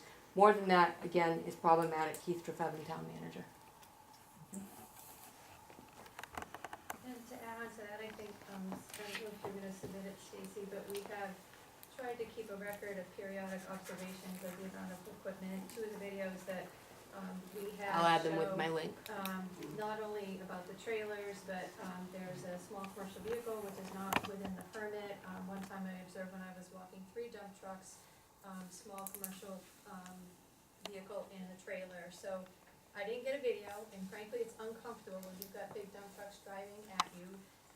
And I know I'm doing something that is not gonna make somebody very happy. It's uncomfortable, so I don't videotape every time I see. I did happen to have 2 videos, and then I chose not to video afterwards, but there were multiple observations, bless you, since then. And I think it's just further evidence that Mr. Stolfin, even though, again, he is under 2 consent agreements, and that the town was very clear about what he was permitted to have, and this is his attempt to come in compliance, yet he isn't living and abiding by those requirements in compliance with his existing permit while under consent. Is there anything else, Mr. Aaron? Just one, I would like to have, this is it, I promise. I would like to have, Mr. Guile comment about his Google map depiction. I could publish this to the.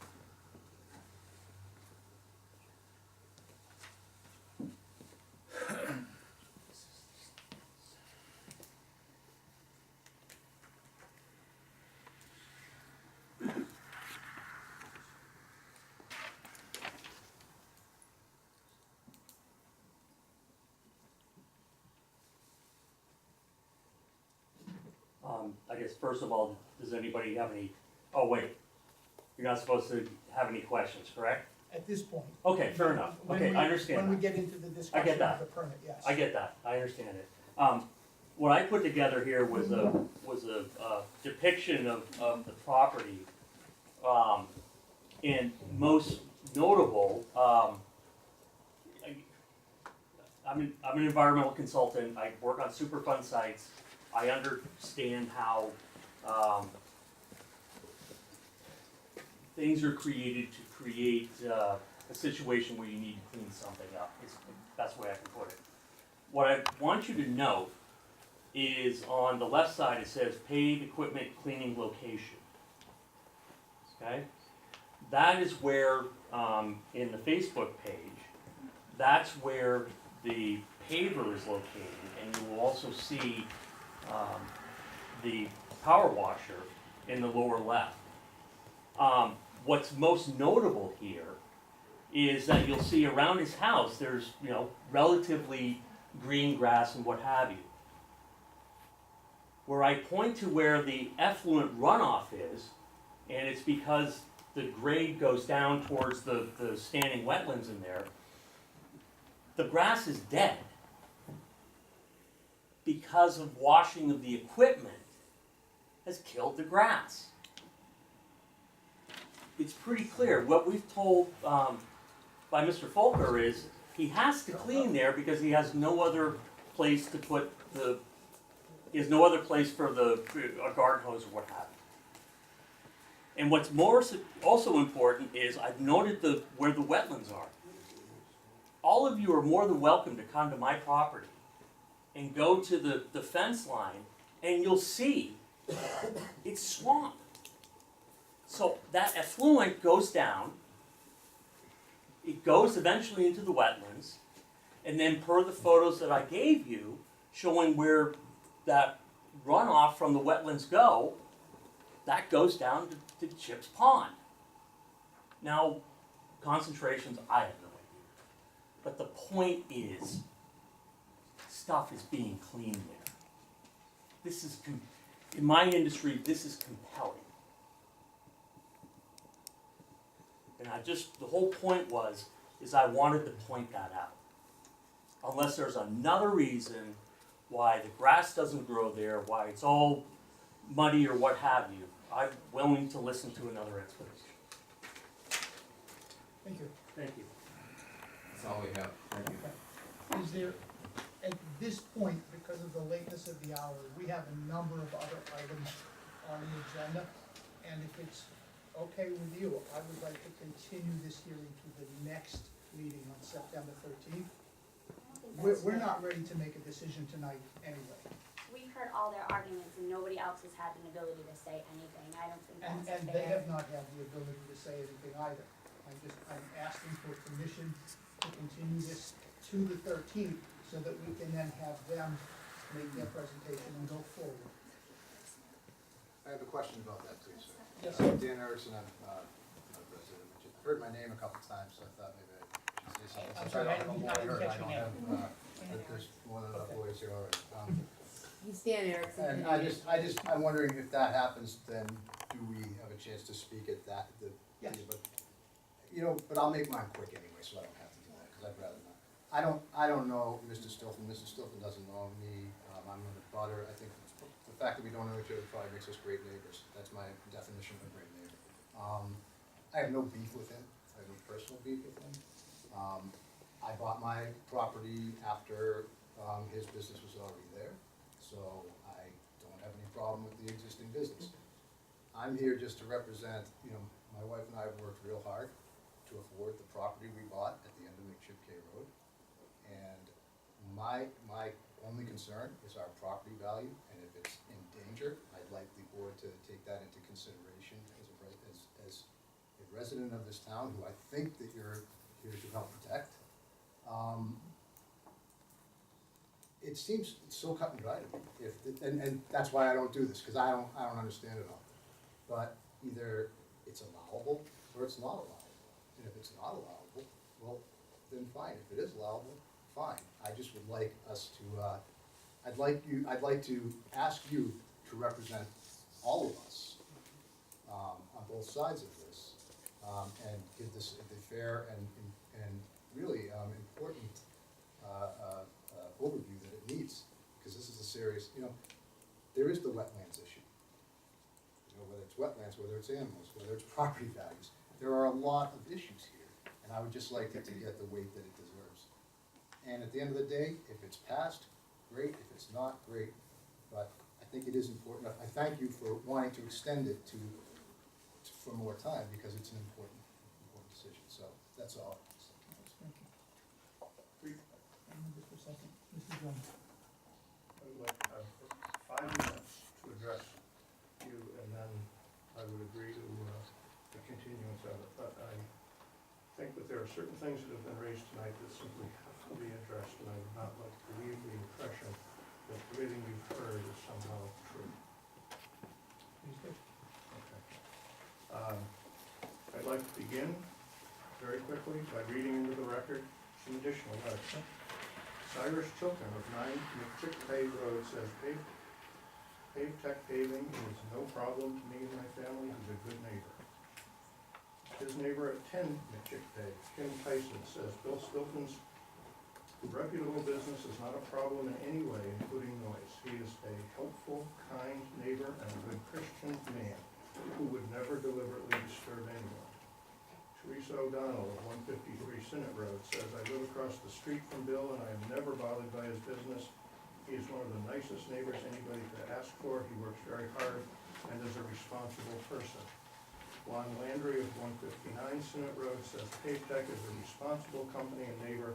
We have no issues with any of his equipment or vehicles. Claire Marcotte of 106 Sinnott Road says, Bill's paving business does not bother us at all. Having businesses in town is a good thing. Shelley Collard of 152 Sinnott Road says, Bill Stilton of Pavtech lives behind us on Sinnott Road. I have no issues, problems, or concerns with any of the trucks or business aspect. He's a good neighbor, friendly and respectful. And finally, Priscilla Coffin of 120 Sinnott Road says, I am not disturbed by Pavtech's trucks. I support Pavtech's continued use of his property for his business. And there's more, but they've been submitted.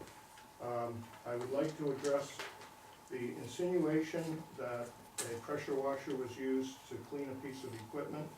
It wasn't. Bill can testify to that next time around, but I want to be clear. That pressure washer did not clean that piece of equipment at that location. He used it to clean the barn and the face of the barn. It just happens that the hose is visible in that photograph, but he does not clean his equipment there. Therefore, this paved equipment cleaning location that Mr. Guile has pointed to does not exist. That's a lie. This effluent area, effluent runoff, that's false. That doesn't exist. I noticed that Mr. Guile has just as much trouble raising grass on his property as Mr. Stilfen has on his, so we'll go out and take a look. But Mr. Guile, I would also point out, is not a wetlands delineator. No evidence whatsoever has been presented that identifies wetlands, and everything you've heard is pure speculation.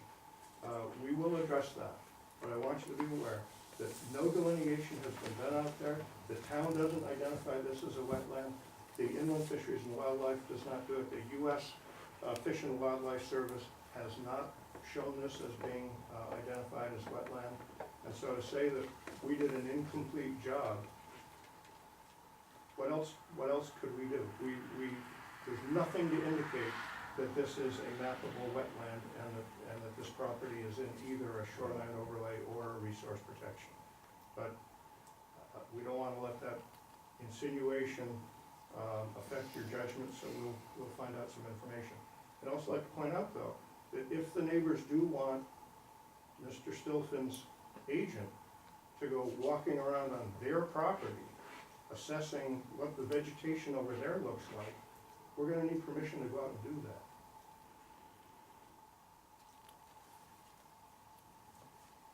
That's what I have to say for now, and I appreciate the opportunity to rebut some of what's been said. And look forward to talking with you again at the next meeting. Thank you. We'll have you on the agenda to continue this public hearing. Yes, sir. Mr. Uncle. You got your hand up? I would like to say they get to speak the whole time. The whole, an hour and a half, they've spoken the whole time. I'd like to say something. I brought half of my neighbors with me. And there's quite a few more than 3 here. And I think it was very rude for them to take the whole meeting. They had a lot of information to go over. You have a lot of information to go over, and we'll give you just as much the same time. things over and over and over from everybody on that side. I'm not sure. My name is Rosa Knowles. I'm the property owner at 24 McChick Road. And my property is directly behind Mr. Stilton, so I have, I think, a very, very close proximity. I'm not sure where my other neighbors, may be coming from. What I'd like to say is when I bought the property 10 or 11 years ago, I did so because of the attractiveness of the environment, the quiet, the peace, the tranquility, which on most mornings now is really non-existent. I mean, I know we're living in a time where truth is no longer truth and facts are no longer facts. However, I think we've done quite a good job of substantiating what's real, what the history is, what the regulations are, and what they're not. And what's happened over years of really just ignoring, statutes and limitations. And people, some businesses maybe gotten away with that and felt beholden by that.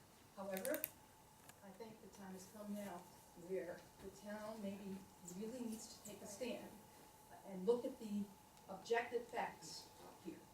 What's real and what's not real, what's right and what's not right. As has been stated here earlier, you're here to protect the rights of the property owners in the immediate vicinity. And I think we have excellent justification. Thank you for your for comment. public here. For those of you that are concerned about property owners, I would point out that Mr. Stilfen is a property owner. It is not a question of whether he's a property owner, it's a question of whether or not he can have a contractor yard too. Because we have to look out for not only your property rights, but we have to look out for his as well. That being said, I am going to adjourn this portion of the public hearing at 8:44 PM, and we will reconvene on September 13th at 7 PM. I need to make a request. My request was vote one available on the 13th only. We accommodated the applicant's request to, well, I guess we'll give the board's request to have this hearing held quickly. I just want to say for the record, if it's possible to put that out to a different date, the next available, I would appreciate it. I will go over the schedule with the town planner and we'll take a look at it and let you know. I don't know right now, because I don't know what's on the agenda going forward. We would object to delaying this so that people who have spoken for an hour and a half can be here at the next meeting. Well, for God's sakes, you're gonna get a chance to speak for 5 hours today. We're not curtailing any discussion at all. Go on for as long as you want. We will take all of that into consideration. Thank you very much. I'm sorry that a lot of you are upset and came here and are not gonna get a chance to speak today. But we have 7 other items on the agenda and we need to vacate this property by 10 o'clock. Mr. Chair. I just want to apologize to my neighbors that took it out of their personal time to be here. And I think it was kind of, to put us back again.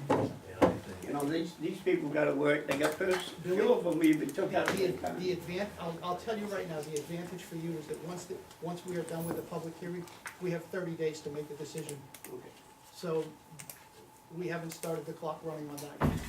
Thank you. You want to read the letter? Is this item gonna be up on the agenda? It'll be first. For record? No, but I mean, are you gonna discuss it? We're gonna continue that discussion as well.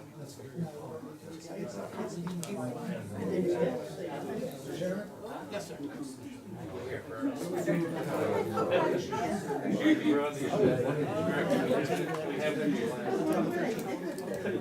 I just wanted to make sure I said it. I do have a question for the gentleman, but it's gonna have to wait. You can just have Patty.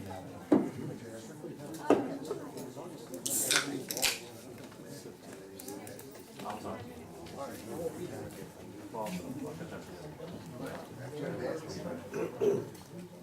Well, we need to discuss that, because my wetlands has lots of put on the property. And I need to know what the board does. If there's not showing on your map, and he's not aware of it. I wrote you notes. I saw it. Give it to him. I'm gonna send him a question. Half the time I don't. Because that's how I wrote your notes.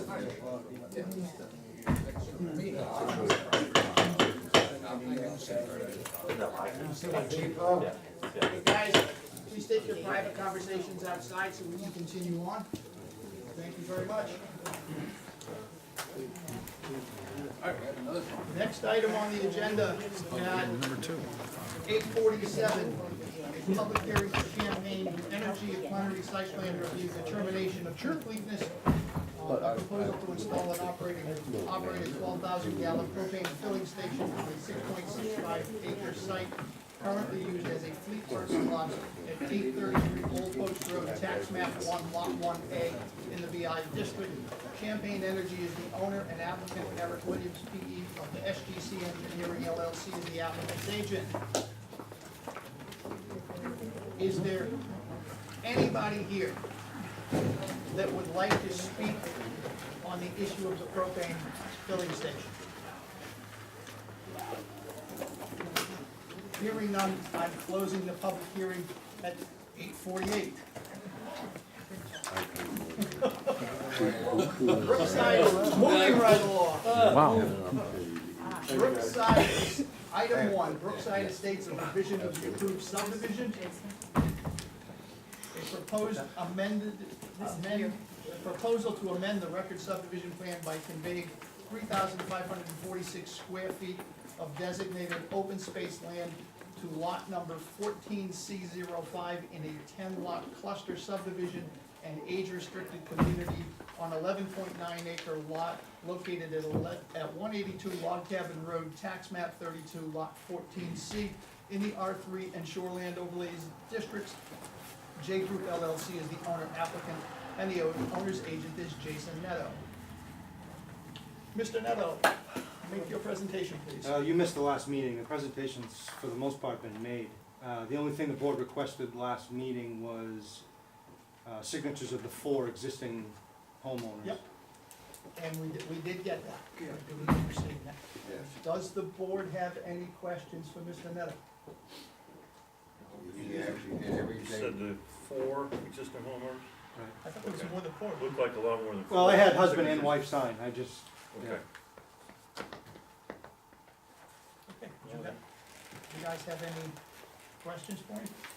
That takes care of the question that we had, turn around for open space and whatever else not, and it also protected the owner from any backlash of avoiding open space or anything else. Does this require findings of fact and Mylar and all the other fun stuff? Yeah. Okay, we have them, don't we? My brain is a little foggy. Why? I don't know. Are you smelling diesel fumes?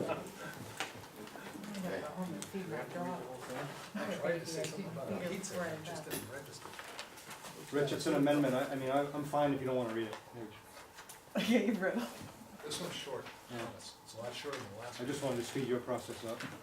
Could I make, I guess, a motion that we just read from the middle down, findings of fact area? Want me to do the FedEx thing? Yeah. It's pretty fast. Okay, You wanna do it? Mr. Town Planner, please take it Okay. away. You're a fast talker anyway, so you might as well keep it going. All right. Whereas on March 10th, 2016, the planning board granted a major subdivision conditional use permit to J Group LLC to proposal to develop 10 age-restricted homes in cluster subdivision located on 11.98 acre parcel located at 182 Log Cabin Road, tax map 32, lot 14C in the R3 and SO districts.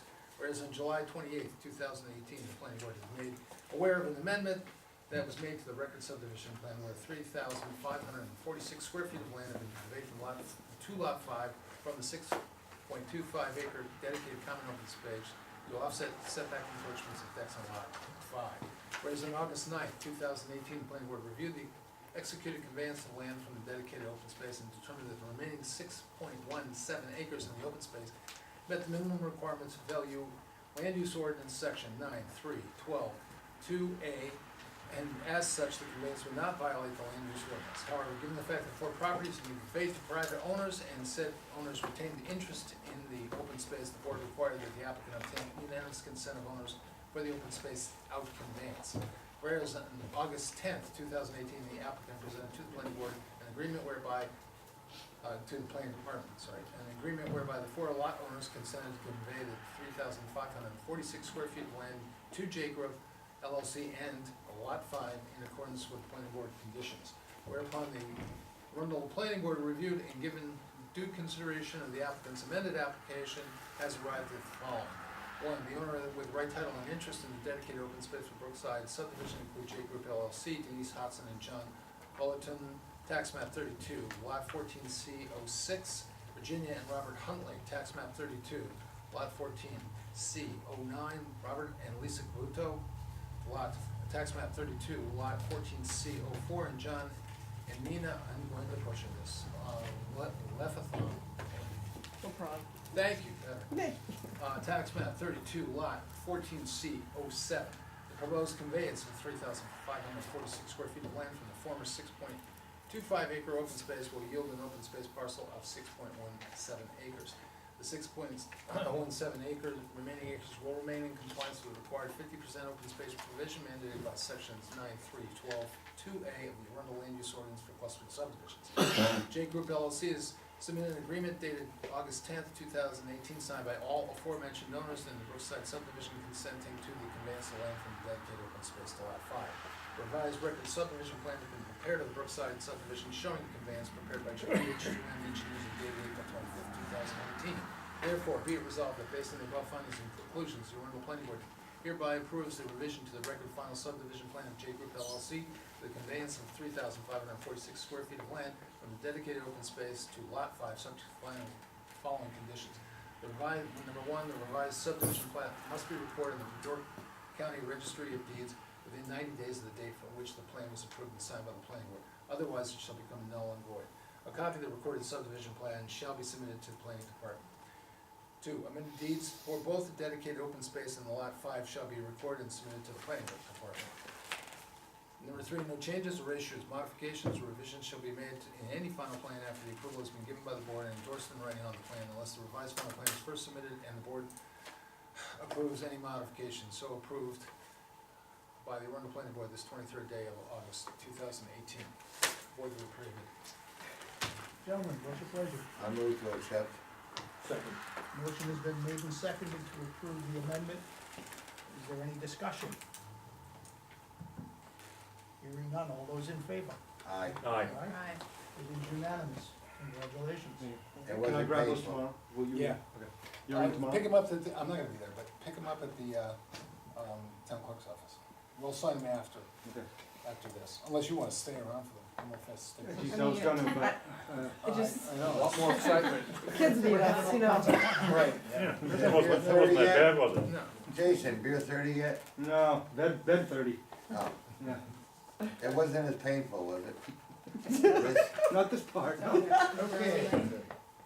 I'm sorry. What's up? No, Champagne Energy. Thank you, guys. Yes, thank you. We had the public hearing, we're now looking at the proposal to install and operate. Did he leave? Yeah. Really? Yeah. There you go. You may have just stepped out, when we pass him by. Yeah, we'll hold on Let's and do, move to the We next can one. go to the. Yeah, just Oh, keep he going. didn't go to Yep. this side. He might have thought that was, A proposal to convert a portion of an existing residential structure into a dog kennel and training facility on an 8.9 acre parcel located at 863 Alfred Road, tax map 5, lot 1 in the R4 district. Jessica Robichaux is the agent, is the owner and applicant. Yes, I got an updated, You have the updated plan? yes, From what I understand, they said that you needed 6 parking spaces? yes, so added two additional ones, and one of them needs to be a, Okay, yep, and then also be okay. composting is on there as well. Where is the compost thing? It is behind, Oh, there it is, okay, 10 by 10 compost. and I've indicated where, in the vicinity of where we love this, and, I couldn't have them come back to do that, because they were gonna charge me extra money, and they said that was Right, fine, yeah, you, to just, we had heard that. Yeah. That's not right. so, Paved drive, compost. yeah, that's the other If end of that, it. if that's not far enough away. Yeah, exactly, obviously, that's the total other end of the property. And then I also have, you guys, did you receive the, you must have received the composting stuff?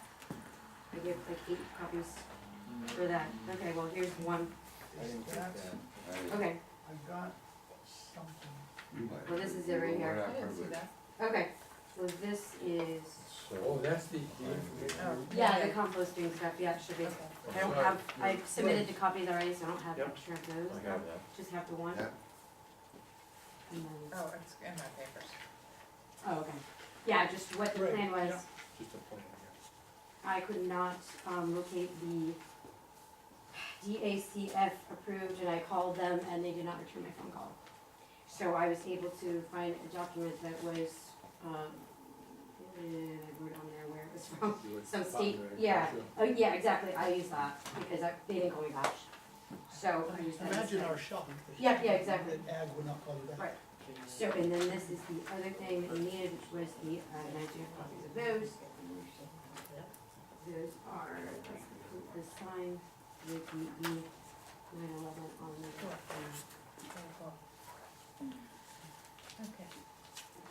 Oh, I love the name Better. They're fine. Yep. Yeah, it's very good. Yep. Where do you get Instapet? What is Oh, that? on a website, it was just, I just thought I would add there for extra information, and it would explain what it was.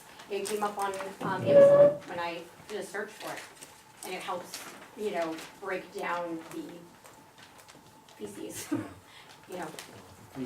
Yeah, Good to know. yep, yep, and it popped up, and I said, oh, well, this is pretty cool. Very So, cool. yeah. Yeah, only, Of course, you do have enough grass clippings.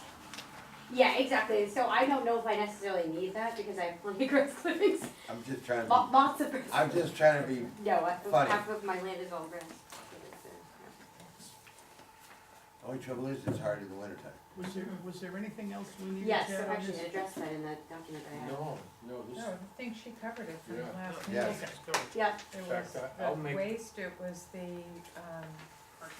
Yeah. sign, Yeah. and it was the parking. Parking. yeah, and I will Should be make good. one note here, and if you guys wanna copy of this here, the fence it's not all white vinyl, the front of it is white vinyl, but then the actual containment area is black chain link, and we're gonna put one of these types of things, Oh, the screen? Oh, the screen. screen, Yeah, those ones. so if you want that copy, you can, I made these.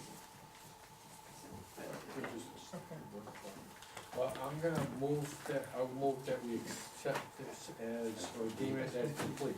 I'll second that. Okay, a motion has been made and seconded to deem the application complete. Is there any further discussion? No, she's completed everything, and do we need a public hearing? Yes, we do. All those in favor of deeming the application complete? Yay. Aye. Aye. It is unanimous, and we'll move on and schedule a public hearing. For the 30th. Oh, God. I'm late. Through the chair. Come after 10. Since this will be So they can't go a quick before? public They hearing, can't go first? Probably should Can we- check. can we, Done. Yeah, why wouldn't we put do that, Tad, Why did, otherwise you're just killing number people's one, time. for the public hearing? Yeah. Yeah, cause they will literally, Yeah, yeah, we need to do that so that you don't have to sit through right, this. thank you. Yeah, she had a pretty sweet chair going I know, that's true. My I know back it. started to hurt after a while. I was like, I can't get out of this chair. Yep. Okay, so the well, 30th. hey, that's the advantage of us Is- short people. She gave you the I'm- hey, I'm information on the saying side, us. right, Ted? Short, yeah, I'm I'm really, saying us. I'm really I short. didn't turn Very, out- very short. I talked to the guys at Geppetto, so. Okay, Oh, right, and I'm not gonna make it any, I'm just gonna keep it the same size, only because of monetary reasons, it's gonna stay for right now. I think it'll Yeah. work. Tad was able to persuade them to put the 9/11 information on the sign. Wasn't Yeah. hard. Yeah, no, that's, As far as you another you have a sign copy goes, of it too, I because think I it's- gave that to you. Yep. Yeah. Okay, I thought so too. we will see you in 2 weeks. Alright, sounds good, alright, thank you. Point of order, Mr. Chairman, Yes, sir. doesn't the board have to vote in the public hearing? Yeah. Oh, you're right, we do. Thank you. Yay. I moved to send, all right, motion to public hearing, Is that the Number next one, one, is the the one before 13th. that? Second. Motion has been made and seconded for a public hearing on the 13th of September. number one. Any discussion? Item number. Item number 1. Item number one. Okay. Any other discussion? Hearing none. All those in favor? Yay. Aye. Aye. It is unanimous. Now we'll Good see you on job. the All right. 13th. Chip, thank you. Chip, thank Thank you. Thank you. The Next. next item, LaGrose Lane private way application, a proposal to extend LaGrose Lane an additional 625 linear feet for the purpose of providing legal access and frontage for 2 residential lots exempt from the subdivision review under 30A MRSA 4401.4 and 4401.4D-4 on a 46.95 acre parcel, tax map 23, lot 15 in the R4 SO and RP districts. Francis V. LeGros is the owner and applicant, and Dana Libby RLS is the applicant's agent. We had a site walk today. Did you guys have any issues with the site walk? Anything that you saw that needed to get addressed? None at all, except, I read, Ted, your, notes Yeah. after the sidewalk, that there was, something at the southeast corner of the property. Do you Chris recall? Coffey of Al Frick's office has changed some of the southeast boundaries. Yeah, they're a little changed from what was on the area, on the map, but remember, that is based on field conditions, and the shoreline overlay district especially, remember, where the wetland condition exists is where the line really is, but you remember that we went through, remember how much we went through to change the zoning map in order to change that, and then the new shoreline zoning came into effect last year. And if the conditions are different in the field than they are on the original zoning map, then Looking at the existing map, conditions prevail. From the pond you're talking about, or? are you talking in this area? No, it was over in this area. Cause we saw no indication of, There was because we're looking at the nothing wet at all. southeast. Yeah, this was a larger wet area in the map. Oh, okay. But it doesn't impact the cul-de-sac. No, No. the cul-de-sac was pulled back And from it- what was originally proposed, it was actually meant to pull up a little bit farther here. Oh, okay. Okay? So, all right, so that So the works. design has changed from the original design that had been done, if you recall. Okay. Okay? That answers that question, thank you. I'm sorry, I was planning to be on the sidewalk and point that out, but Okay, other than that, it's all, I where missed all this. where the road and, the building envelopes are, it's all high and dry. Yeah, it is.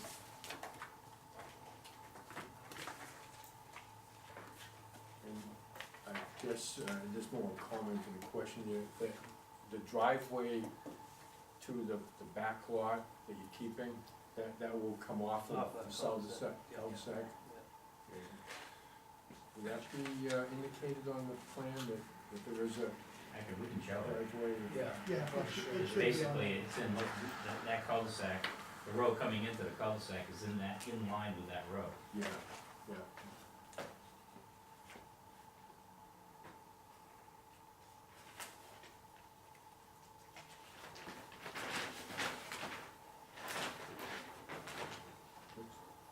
That's the only comments I have. There wasn't a lot, it looked like a pretty good deal. There wasn't much there. Yeah. I noticed also you have a section of lot there, a hole in the, along the road, is that for a future development?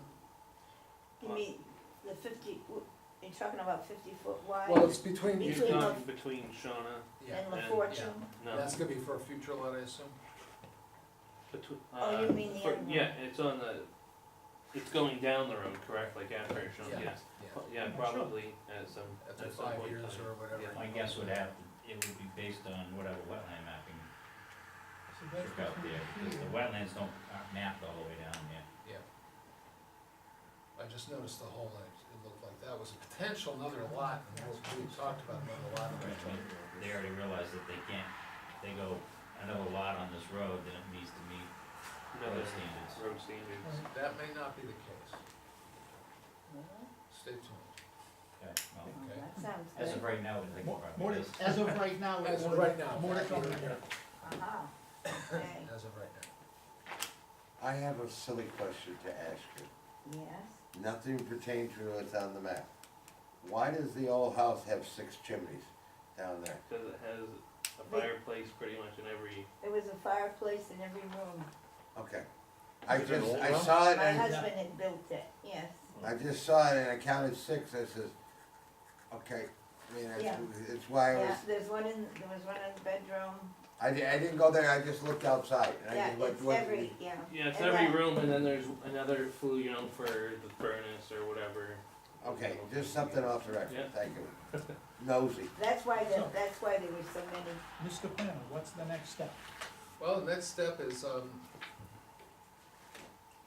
you had some, did you ask for waivers? I can't. I don't think you asked for any waivers. I don't think there's any waiver address. So the issue is if there's nothing else that the planning board wants to, has any concerns about on this project, then the thing would be scheduled public hearing. Oh, God. Another Yeah. 2 days? That's number two. That would be nice. Yeah, we need a whole night for that. Oh, yeah, we need a whole night for this one. For this one? No, no, no, no. We don't need it for this one. The other one, I'll bring my pillow. So. All right, Wanna Marty, do it on do the, your uh, thing. I don't know. Yeah. She doesn't even sat through one of the other ones from like last year yet. Oh. Huh? Wait, Susan, remind me why to be don't- my Susan, dog before I come Susan, here. why I don't have you- no you- idea. Why don't you do it? What? See, Make a motion. make the Oh. motion. Yeah. Welcome to the board. What, I move to Hold the public hearing. hold a public hearing, When? September 13th, and you go number 2, Oh, thank you. I'll second that. so to speak. A motion has been made and Is that okay, seconded. Dana? Yeah. Yeah, that's fine, I think you have to accept the application first. Yes, you do. Yes, You have to I deem move it. that we You have to accept deem the it complete. application. How about that, We Marty? had not. Wait, Okay, We have to deem the application complete. okay. So- I move that we deem the application complete. Yay. Okay. Okay, motion has been made and seconded to deem the application complete. Is there any discussion? All those in favor? Yay. Aye. Now we Now do the schedule. public hearing. Okay, I move that we schedule a public hearing on September 13th and allow the Libros to go number 2. second. Motion has been made and seconded for a public hearing on September 13th with the Rose in second place. Yes. All those in favor? Yay. Aye. All right, Yeah. motion is unanimous. We shall see you in 2 weeks. Thank you. Thank you. Very much. Okay. on Mr. to- Chairman, Mr. Yes. Dallas seems to have evaporated from the scene, but I think we still can act on this even without him He hearing. seemed to have met didn't he sort of go through everything with us last time? Yes. Yeah. So, He doesn't need to be present. Yeah, because there was no, There was no, I gotta hang around for, it was open and closed case. I gotta hang around for a Mylar signing. yeah, because we went through the Yeah. whole list of everything, and he had Signing a Mylar. met all of the conditions or had changed his proposal Yeah, do we? to meet the conditions. right, that was my understanding, is that something, that he had changed something. A lot of things, actually. He was going to give up using it as a fueling station No, for other it's than not his gonna be a personal? public, it's not It's not a public facility. facility. Right, Could we keep that on the table and just move on to the next applicant and then? And we'll come He's not back. going back, so. well, yeah, If you so wanna we can, table it to the next meeting, you No. can do that, we'll but. table it to the but end of this one. Just to, Okay. let the others move. And let's see, item number 6 has been tabled at the applicant's request. Correct. And item number 7, request for an amendment to the land use ordinance, modification of section 9.3.14.2 to extend the period of registration of an existing contractor yard as an existing operation from August 1st, 2016 to August 1st, 2020. The applicant is Josh West. Mr. West. Hey, I'm Josh. I'll fill you guys in a little bit. Basically what's going on. I got a visit from Tad and Jim Nagel. I have a small contractor yard that's non-conforming right now. And it's been a yard for quite some time. I've gone back 20 years through aerials and got photos. Super small outfit. I'm self-employed. And we do have a couple trucks. And I have 2 employees that come to my house and take the trucks and then leave. I've gotten a complaint from a neighbor, and I guess back in 15, correct me if I'm wrong, some stuff was sent out for this permit, and I never received anything from the town saying that I need to apply for a permit. So I'm looking to extend this so I can actually apply for this permit and conform. What do you mean, can I ask a question? Oh, absolutely. What do you mean some stuff was sent out? So the town sent out, I guess, letters, I don't really know, Tad, you might know a little bit better how this was done, but, In June at the town meeting, June 2015, we voted to allow contractor yards, contractor yard one in designated areas. And we extended a period of time until August or September of the, of. The meeting was in 2015, we extended time into 2016 to allow all of the existing contractor one yards that were working in the R1 district to come before us and come into compliance by simply filling out an application and saying, hey, I've been doing this, I need a permit. At some point in 2016, we were approached and asked for to allow an extension to take place. We held a public hearing and nobody showed up, including the people that requested that we do it. Nobody came. So we said, fine, nobody's coming, we're not gonna do anything with it, because there's no interest. And that brings us up to today. okay, well, I'm interested. Except that you're 2 years late? I was never notified, I guess that's my biggest problem, I don't know how notifications came out, I don't know whether they were mailed, but I'm suggesting that I'm clearly not the only person that's in this position.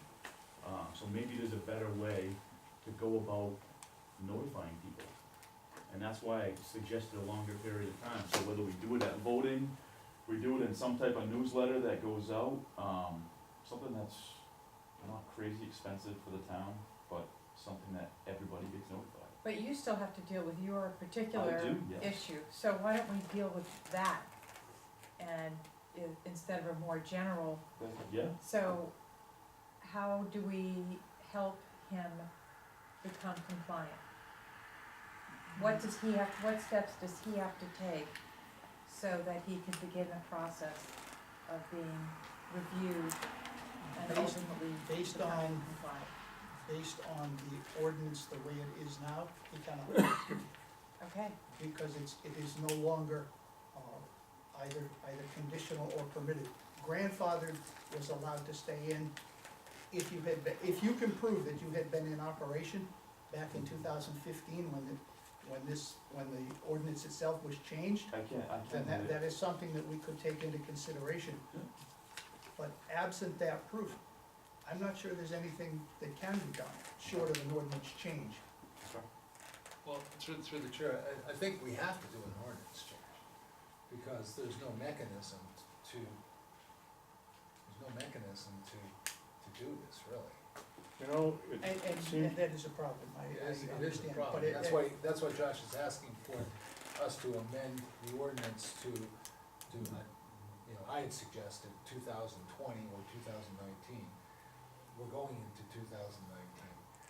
But something that would perhaps give Josh and others the ability to reapply, to apply and go through the process. And there's a process you have to go through to verify that you are an ongoing business at that time. And so, it would have to be an ordinance change to amend the ordinance. We never took it out, if you recall, because of all of that, we decided we weren't going to touch anything in contractor yards, because there was so much, it was such a touchy issue. But what we would do is, if the board was inclined to do so, then maybe a special town meeting the board could just ask for an amendment to that date that's within the ordinance, and change that from August 1st, 2016 to August 1st, 2019 or 2020. I say 20. Mr. May I ask a Absolutely. couple of questions? I'm sorry, you may have announced this already, but what's the nature of your contracting business? Basically landscaping and property management. Okay, and you got a complaint, what was the nature of the complaint? I guess I got about 3 or 4 yards of dirt piled up, and they did not like the pile of dirt. Didn't like that it was a Yeah, visual blight? What's that? They thought it was a visual blight? Yes, exactly. And, Did you move the pile? no, but I am moving the piles. Upon my talk with, with Jim Nagel, I am gonna move the files and, try to get this heading in the right direction. But, Jim has done a site walk and he said, you know, with a few minor things, I'm more than conforming to contract with God. And where's your Josh. place, where's your place? It's at the end of West Lane off Plymouth Road. Okay, yeah, that's, You know where the blueberries are? yeah, Right there. right there, okay. So it sounds to me, not that I'm an expert, because I'm only new to the board, but if you have a way to show the board or file the paperwork that you predate 2015 and sort of have an end to getting the board's blessing and becoming compliant, then they can deal with the ordinance at a later date, and you would still fall within the purview of that change, but at least you would have done what you needed to do personally to deal with this more pressing issue. Exactly. So, I don't know, what do you think? Well, the only problem is that right now that contractor yards ones are not allowed in that district. And if you didn't register, But, I thought the issue was if he predates 2015, he could possibly be considered as grandfathered and might be able to get. If he had registered, under the current Oh, ordinance, if he had registered. registered. if he had registered. So in other So words, the he trouble doesn't was- have any place to I go. was never notified to register, that's. And currently, yes. Yes, And so, the issue is, oh, you know, that's we why you can- have to change the ordinance. Right. Right. So if I may, Okay. I'm suspecting that you're not the only one, there's others in town probably will be coming to us. Maybe. But There you- could be some. There may be a lot in non-compliance, and whether they know it or not. It would be good to keep them honest and just fill out the paperwork. I'd like to give them a chance. Some might be our neighbors that have been good, we don't even know they're doing it. They're just probably quiet Yeah. and going to work every day. I understand that, but the problem I have is that right now we have one person requesting that we make this change. We go through the process, we make the change, August of 2020 comes and goes, and in 2021, somebody comes along and goes, well, I was never notified. At what point do we say, you've had lots 5 of years. time to go through? We've had 3 years at this So point. the question may be, how can we notify them? Yeah. So, I think didn't we wrestle with that same question not so long ago on another issue? We I'm did on not really equestrian interested in issues. doing this again and again and again. It seems to me, to both your points, I think it would be sensible to put a date that's out there if there was some way for the town to So do you read the get notices Post? out. Do you read the paper, the Post? What, is there a vehicle that most people read if you did a public notice? No. Chip? Chip? A couple of comments. Couldn't something be sent out with property tax bills? Property tax bills, that might not help unless, for tenants of landlords, but there are other ways too. The business licensing, it seems to me, there are a number of different things maybe that could be. Most of these are, they may or may not be licensed businesses. Some of them won't be, but that's. But if it's not owner occupied property, then. You can't have it anyway. Yeah. Home So, occupations so are the, not allowed so unless the it's property owner tax bill would occupied. take care of it. Think so? But I wanted to ask the board another question. In terms of extending this again, you might wanna consider whether or not contractor yard 1 and 2 should both be extended, or perhaps only the lesser impact contractor yard 1 would be extended. The contractor yard 2 people, this is just my personal feeling, is the ones who haven't filed yet, they knew they knew well that the process was available, and they made a choice not to. I'm not, you don't fall in that category, but we're talking about bigger operations. And I just wonder, I'm not telling you guys what to do, I'm just suggesting that maybe you consider differentiating between contractor yard one and contractor yard two in terms of extending the grandfather. I'd be Period. worried about that. It's a good suggestion, but I'd be worried about unequal treatment. You'd be worried about what? I'd be worried No, I'm about sorry. unequal treatment. And I would disagree, I don't think it is unequal treatment, because we are talking about two different types. I'm with you. And so I would not be concerned. I am willing, I'll say, I'm willing to support this if you can prove that you were in operation on June 13th of 2015. Well, no, not yet.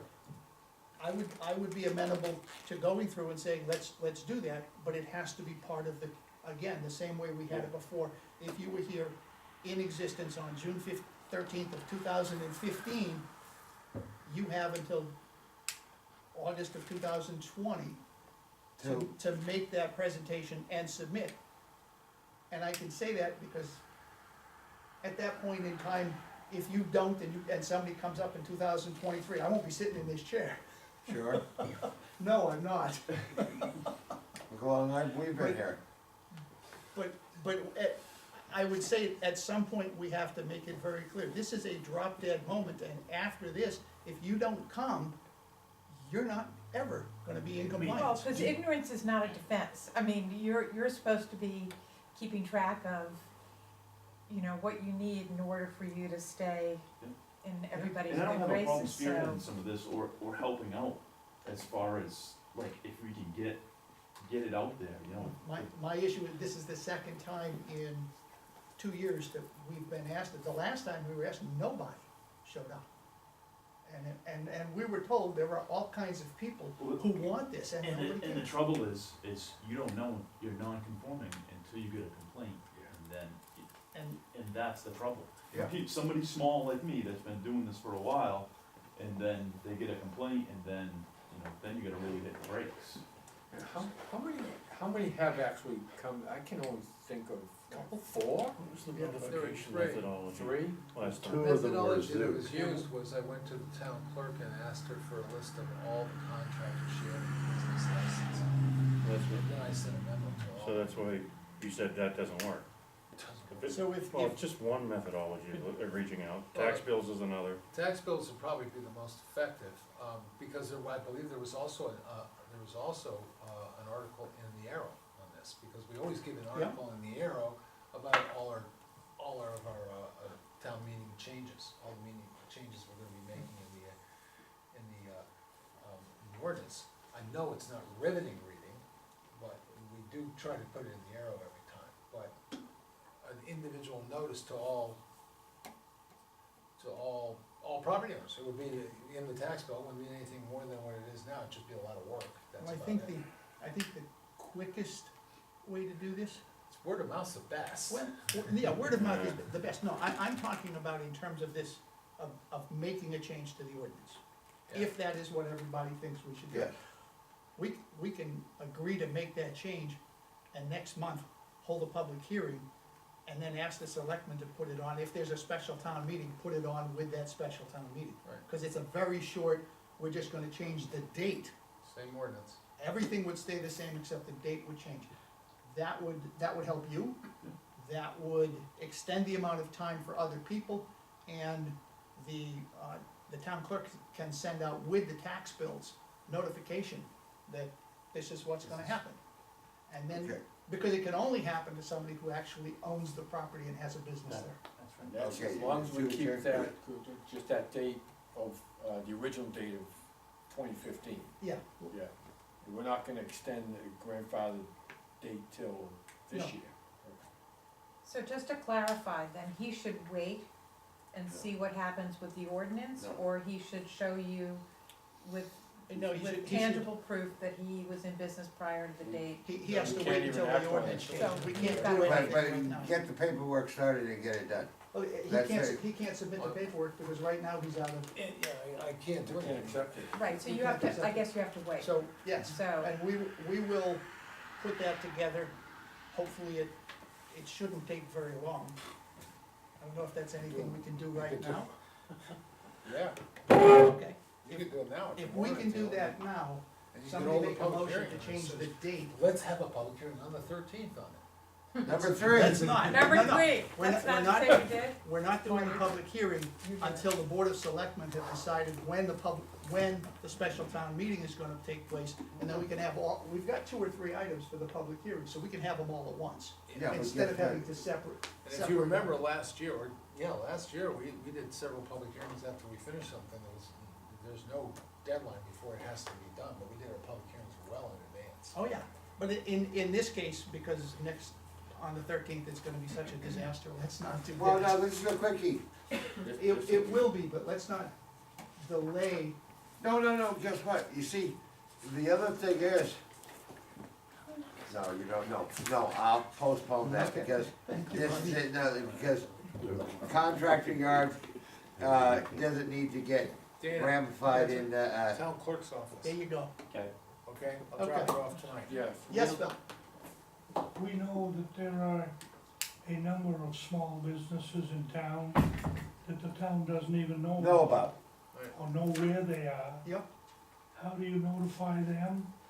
And if they don't get notification, how do you handle it when they do find out about it, such as Mr. West? Oh, in this case, since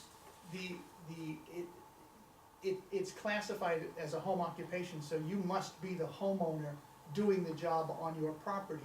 If we have the town clerk send out that information along with the tax bills, that informs people that if they are operating a contractor yard, they have until this date to come in and get registered and become in compliance, or they will never be able to get into compliance, and they will always have a problem. We can't say never. Well, no, we can't. There's You're right. always a Okay, fix but- to Because it's everything. always gonna change. Through But the we chair. wanna let people know they need to come in and get compliant, and this is how you do it. And, yeah, it's not even, fill out the application, it's not even come before the planning board. Fill out the application and prove that you were in operation at that point. Through the chair, Marty? again, for better communication in the town, since we're building the magic town hall, we turn around and put it on TV so that people can turn around and talk and see it and communicate instead of just having, Well, I'm that, pushing it through forward as another suggestion. I agree, I think that's a great suggestion. We don't have the town hall and the TV capacity yet. No, but I'm saying, if it's pushed and suggested enough times, we'll be told probably, no, it's not because we don't want to. But, at any rate, we need a motion. You need a motion to amend, here's the amendment. To amend the date of August 1st, 2016 to August 1st, 2020. 22, Yeah, 20. it's too far, 2, It's a year and a half, Marty. That's Two. enough time. 20. 4 years. Okay. 2, Whoever wants to make a Somebody make a motion. motion. And it's in section 9(3)(14) 2A. Actually, I it's move just, that we change the ordinance. Section 9.3.14.2 to extend the period of registration from August 1, 2016 to August 1, 2020. 2, Second that. Motion has been made and seconded. Is there any other discussion? yes, No. yes. Well, I think we should look, why do you think it should be that far out, Marty? The reason is, communication has been so poor between the businesses or anything else. At least give somebody a little more chance, like, he didn't know about it, and it'll get out within the back lines. Marty, that's 2 years. It's 2 years from now that we're talking about. They'd be able to come in. I think 2 years is plenty of time. Wait a minute. I've been talking to them for other things for 15 to 20 years, and it still hasn't happened. So guess what? 2 years is not an excuse. Okay. We have a motion on the table to extend this to August 1st of 2020. Any other discussion? Hearing none. All those in favor? Aye. Aye. Those opposed? Aye. 4-1. Thank you. all right, Now, can you get the word out? I can try, yeah, Go. absolutely. Absolutely. we should figure out how to get the word out. You'll make sure the You word know, gets out. and it's not, You'll make sure the word gets out too. tax bills Yeah, is that's not enough. right. I'm sitting here thinking, I can think of 2 contractors I know that don't own the How about a property, public and notice they, of and they some operate a kind in the business. paper? I know when I get my tax bill, I don't even look at it, I have automatic payments. Post something on the website as well. We Do did people last go to time. the, I mean, do they go to the It was on the- website? That's the trouble, No. you know? Most people don't even Well, go to that's the why, website. what do people In read voting, and even, look at? even if it's something We're all before people vote or something Well, like there are a that. lot of people who don't vote. Susan, We did- I give you an Guys, example, we there's did- only 75 people I that think came to it's gonna town have to be meeting. a number So of. I mean, We did, Yeah, I know. you got apathy. Mr. Chair, go ahead. hang on, guys, we did a marijuana survey in this town, and we sent out, how many? 1,000 and somewhat We got 1,000. bills, and we had over 400 responses. We had a huge We got amazing response. So if we send it with the tax bills, we're gonna get a response. There may be some people who do not respond, and I think we can use all of the methods that are available. I just think that the tax bills is probably going to be the most efficient, unless we call them all on the phone. Chip? Quick question, do I understand that the resolution you guys just approved is both types of contractor yards? Yeah. It's because that's the way the date is set in the ordinance. Just wanted to clarify. Phil? Two things. One, I can say to the board that I don't have documentation, but I know that Mr. West was there in 2015. Okay. And the other thing, there was a vote the other night at the building committee meeting. We're not building a town hall anymore. We're building a municipal building. And the difference is, semantics The wording. or? huh? The wording. Okay. It's a municipal Semantics. building She was right. for all uses, for everybody in the town. All committees will get to use the area. Okay. Cool. Certainly hope so. I mean, we're tired It's not of this. We're building, no it's air not- conditioning, you know. Not intended to build the groundwork for becoming the city of Arundel, correct? Two more items. Champagne? Yeah, Alan's not coming back. Please.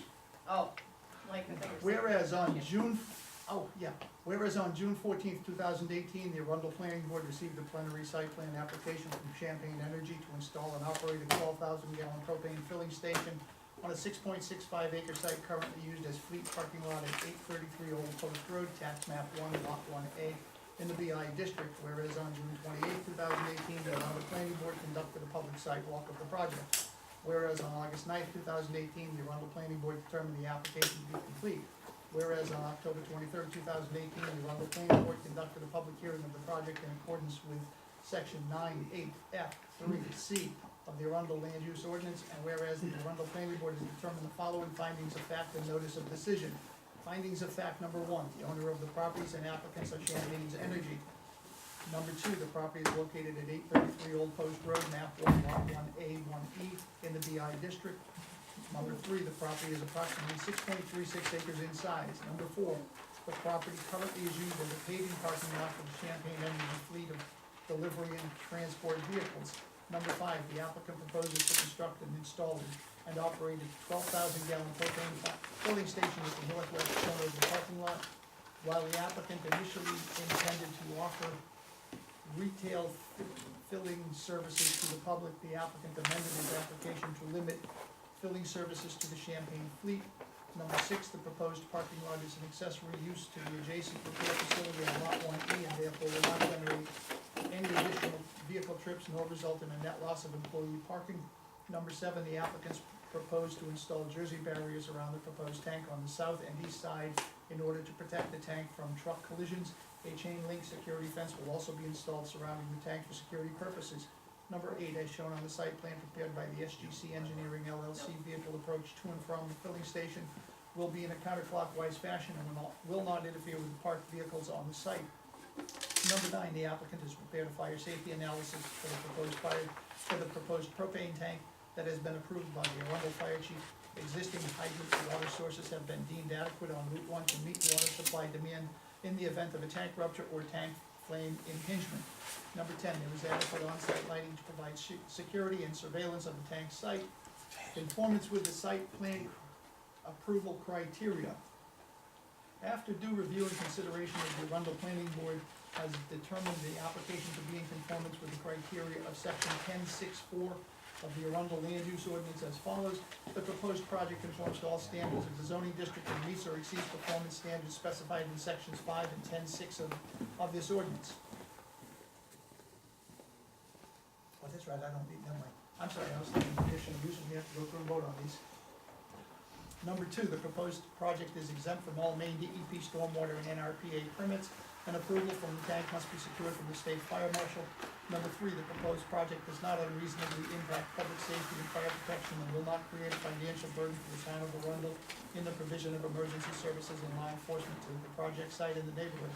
Number 4, the proposed project will not have an adverse impact upon the quality of surface or groundwater resources. Number 5, the project provides adequate stormwater management facilities to produce no additional peak runoff from the site during a 25-year storm event and will not have an undue impact on municipal stormwater facilities or downstream properties.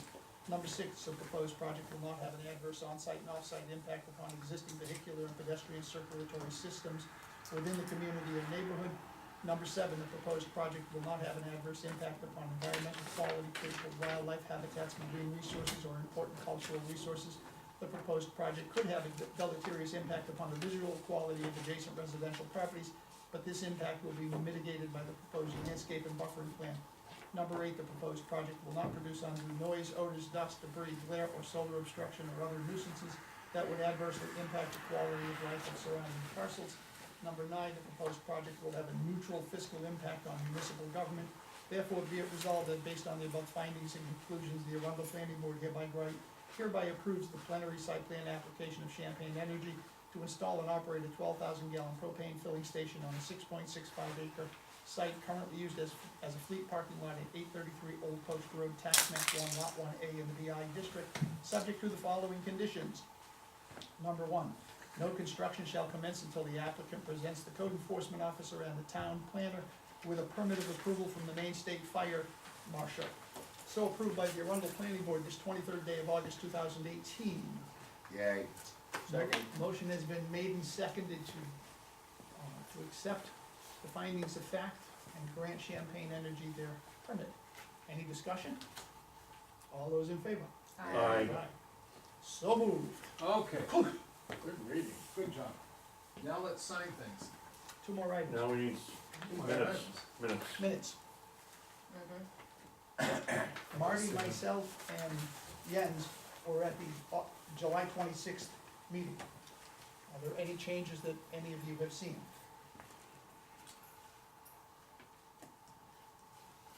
Hearing none. Well, Oh, not yet? actually, no. It's the only thing I didn't review was those particular minutes, so.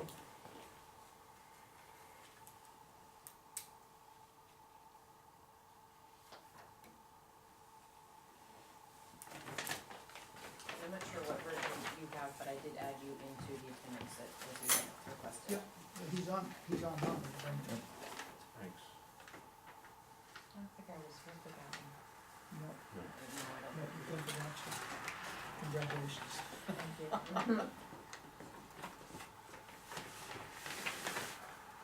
My boys will be here on 13th, they're both lawyers, should I make them come? Oh, absolutely. Yeah, more you're lawyers. welcome. We need more lawyers. 2 litigators. That'd be more welcome. Let me say what our Thanksgiving dinner's like. I'm just wondering why she would do that to somebody she allegedly cares about. Oh, they come from a long line of them, Pass the turkey. What do you mean by pass? really, what do you mean by that? What's the Define definition? Is this football style? Do I hand it off? Do I throw it across the table? We've done that at my house. Where are they Pass the from, rolls. Susan? California, Where in Cal? one San Francisco and one San Diego. Well, Are they driving or flying? Quickies? They're flying, Yeah. actually, they're both coming through Portland. Oh my. They're Chicago to Portland. Yeah. 59 minutes from Chicago. to Portland. Yeah, I've so done I'm it, gonna pick them up there, I've done it. yeah. Yeah, I was up to Hatchetby last week. What a great place to be.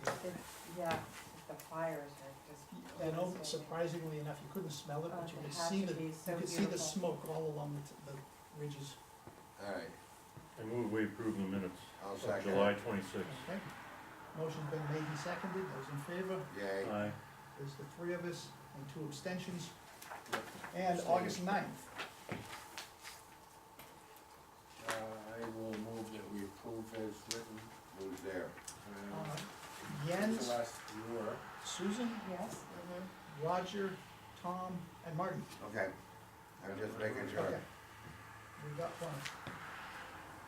Any, motion was made and seconded, is there any discussion? Who did the, sorry. I made a motion. I haven't seconded it yet. Oh, I thought you had, I'm sorry. Okay, yay. Yeah, and Marty has seconded it. Okay. All those in favor? Yay. Aye. aye. 4 and 1 abstention, because I wasn't here. Now we have the paperwork to sign. You can start with your findings of facts. Each one of them, there's one copy signed by the entire board for each of the 2 findings of facts. Then we have a marathon Mylar sign. While we're doing all this signing, is there anything Just some body that things you we wanna? got here.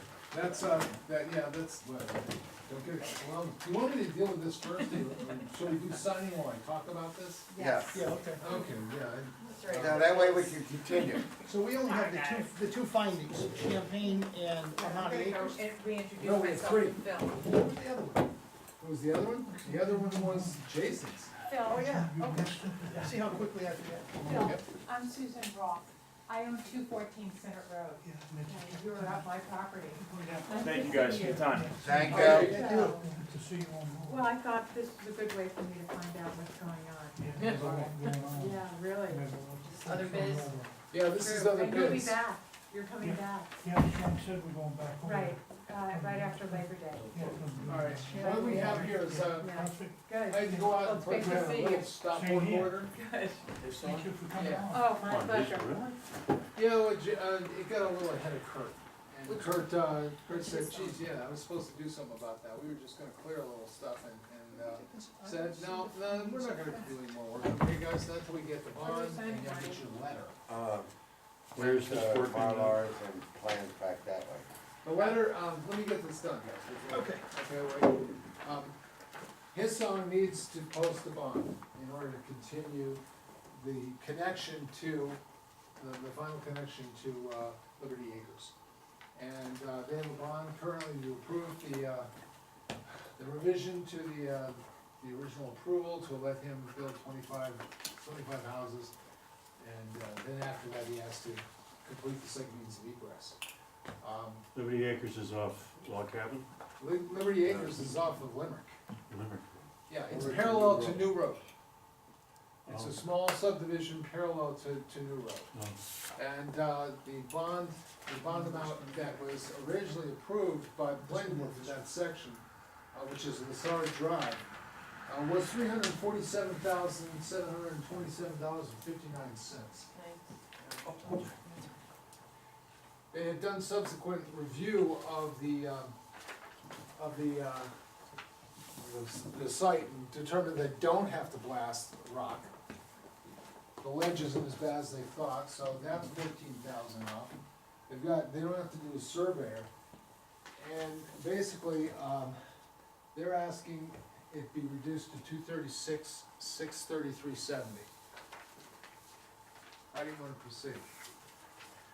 I want a 10% on that, cause they're only showing me 2.5-inch bind, of course, and not showing me the top, basically the, surface course. So you're suggesting they give us 345, is it? Yeah. I was reading that wrong, was it? 236. 236, 666, so I add another 10% to I always that. like more. Yeah. More is more. So 10% more, so that would add another 23,600. So you're talking about $240,000. 258. Yeah, something wrong, Yeah. yeah. It would be this number plus 10%. plus another Okay, yeah. 23,600. Well, that would be the Right. 10%, yeah. Okay. And so that would be that, and he could give that to me, he's gonna get a LOC on that for me. Yeah, so it'd be like 270, give or take. Yeah. You guys have a problem with that? Nope. I don't. I knew, Yeah. well, I think I even mentioned at the meeting, I thought 249 was pretty high. 349 was really high for that last one. I will tell you this, I am having, the neighbors at the bottom, you may recall, we went through this with the, right of way issue. Yes. They're understandably upset, because it's been a 12-year hiatus since they went through this, and they Yeah. had to go through it again. And I've been talking to one of the neighbors who's very, very upset, and, he's been debating whether or not, he's been arguing with me that the right of way does not give him the right to put town road through, it's not a town road yet, it's a road. It's a right of way, it does have the right to put a road through and utilities, that's what a right of way is. And he's disputing. That's a second means of egress, I think he has to make it a town road. Yeah, Given the well, size I of think that the issue was, or I think the argument came out that if the town would not accept, well, it doesn't have to have a second means of egress to be, it doesn't have to be a town road to have a second means of egress. Oh, you're right, But the issue was, Hillsong, of course, that's a huge amount of road they've got in there, and they would like to, of course, make that a town road, not settle the association with that. And I think the argument was made at some point, it wasn't during at least my tenure here, that a right of way has to be owned by, the land under the right of way has to be owned by the town for it to be a town road. I'll tell you this, half of River Road is owned by the town, the land under it is owned by the town, it's actually owned by the abutting properties, but they own the right. And they own the rights to go over there, they own the rights to put a road in there, and they own the rights to put in utilities. So, I told them, the issue of whether or not it becomes a town road is not up to me, it's not up to his son, it's not up to the selectmen, it's up to the townspeople at town meeting, and they'll vote whether or not they do it, so that's a legislative decision, that's not really. But based on my understanding of what the selectmen have said they're going to do, which is way different than what they've done in the past. Right. It has to meet town standards before they'll even think about putting it on That's right, the warrant, that's right. but they've violated Yes, but that it's a in the private past. way now. Okay, it'd be considered a private way, so doesn't have to be by town standards. Really If they want- interesting article in the Post about what they're doing in Kennebunkport, because they can't support any more town roads. Yep. So they're levying, fees and mitigation fees and all kinds of other things. Yep. And so if the roads don't come to fruition, people are refunded their mitigation fees, but I guess they're so overloaded with all the development and the town roads that they have to expend so much more capital in order to maintain them. Yeah, but there wasn't there something in the Post last week or the week before? Kennebunkport's not gonna take any more roads. Well, period. so it's a Battle League project that's having the issue, I mean, it's been really interesting reading about, private roads, public roads, what's going on, and, I think just, they can come to the road, street roads. well, you can see how it's a huge issue with snow and, There should be you know, three of those? the deterioration of the roads. There's three of it's- Oh, yeah. there's gotta be ways to protect the municipalities. Do we need a vote on this? So- Yes. Okay, somebody make a motion to approve Yeah, the move. No, I gotta go feed my dog. 236 plus. Okay, I'll move that we go with that number. Okay, How's that? plus 10%. Plus 10%. Okay, I second it. motion's been made and seconded. Second, thank you.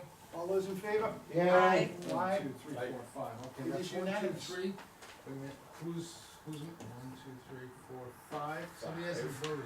Oh, you can sign. Didn't I sign? I signed right she here. signed. Who hasn't signed? Who's missing? We have 6 here, don't we? No, we only have 5. What about Marty? Marty, did you send?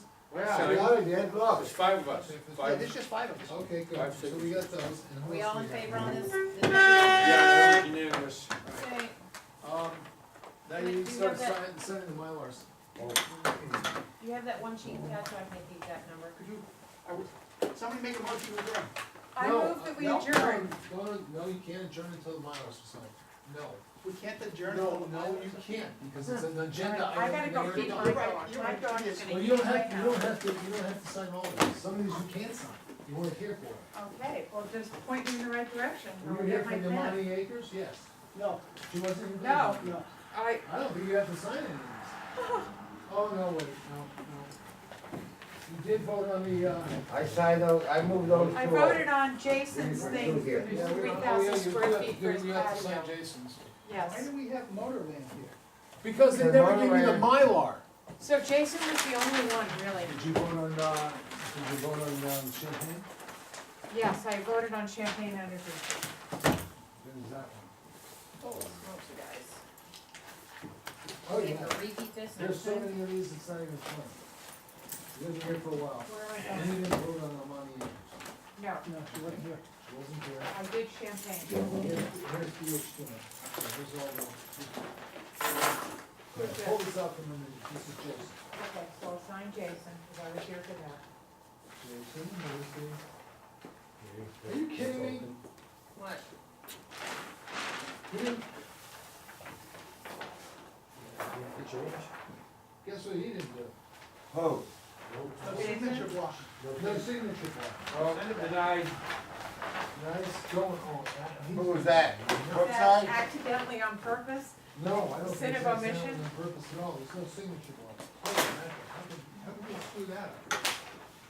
Yeah, you really don't. All right, have to get your- Champagne. Did I sign the Yeah. champagne? Yeah, you signed, I think you did sign it.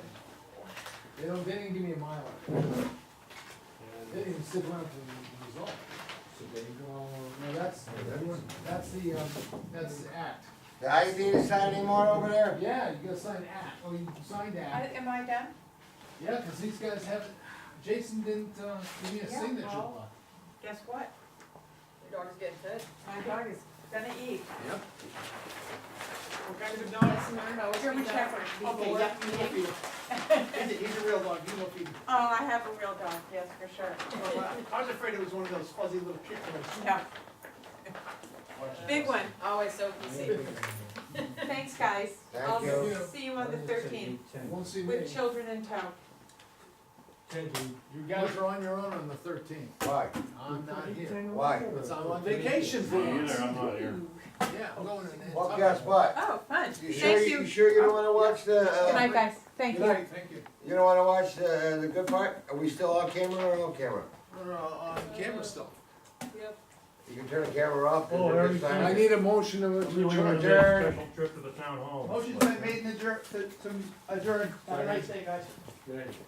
Anything I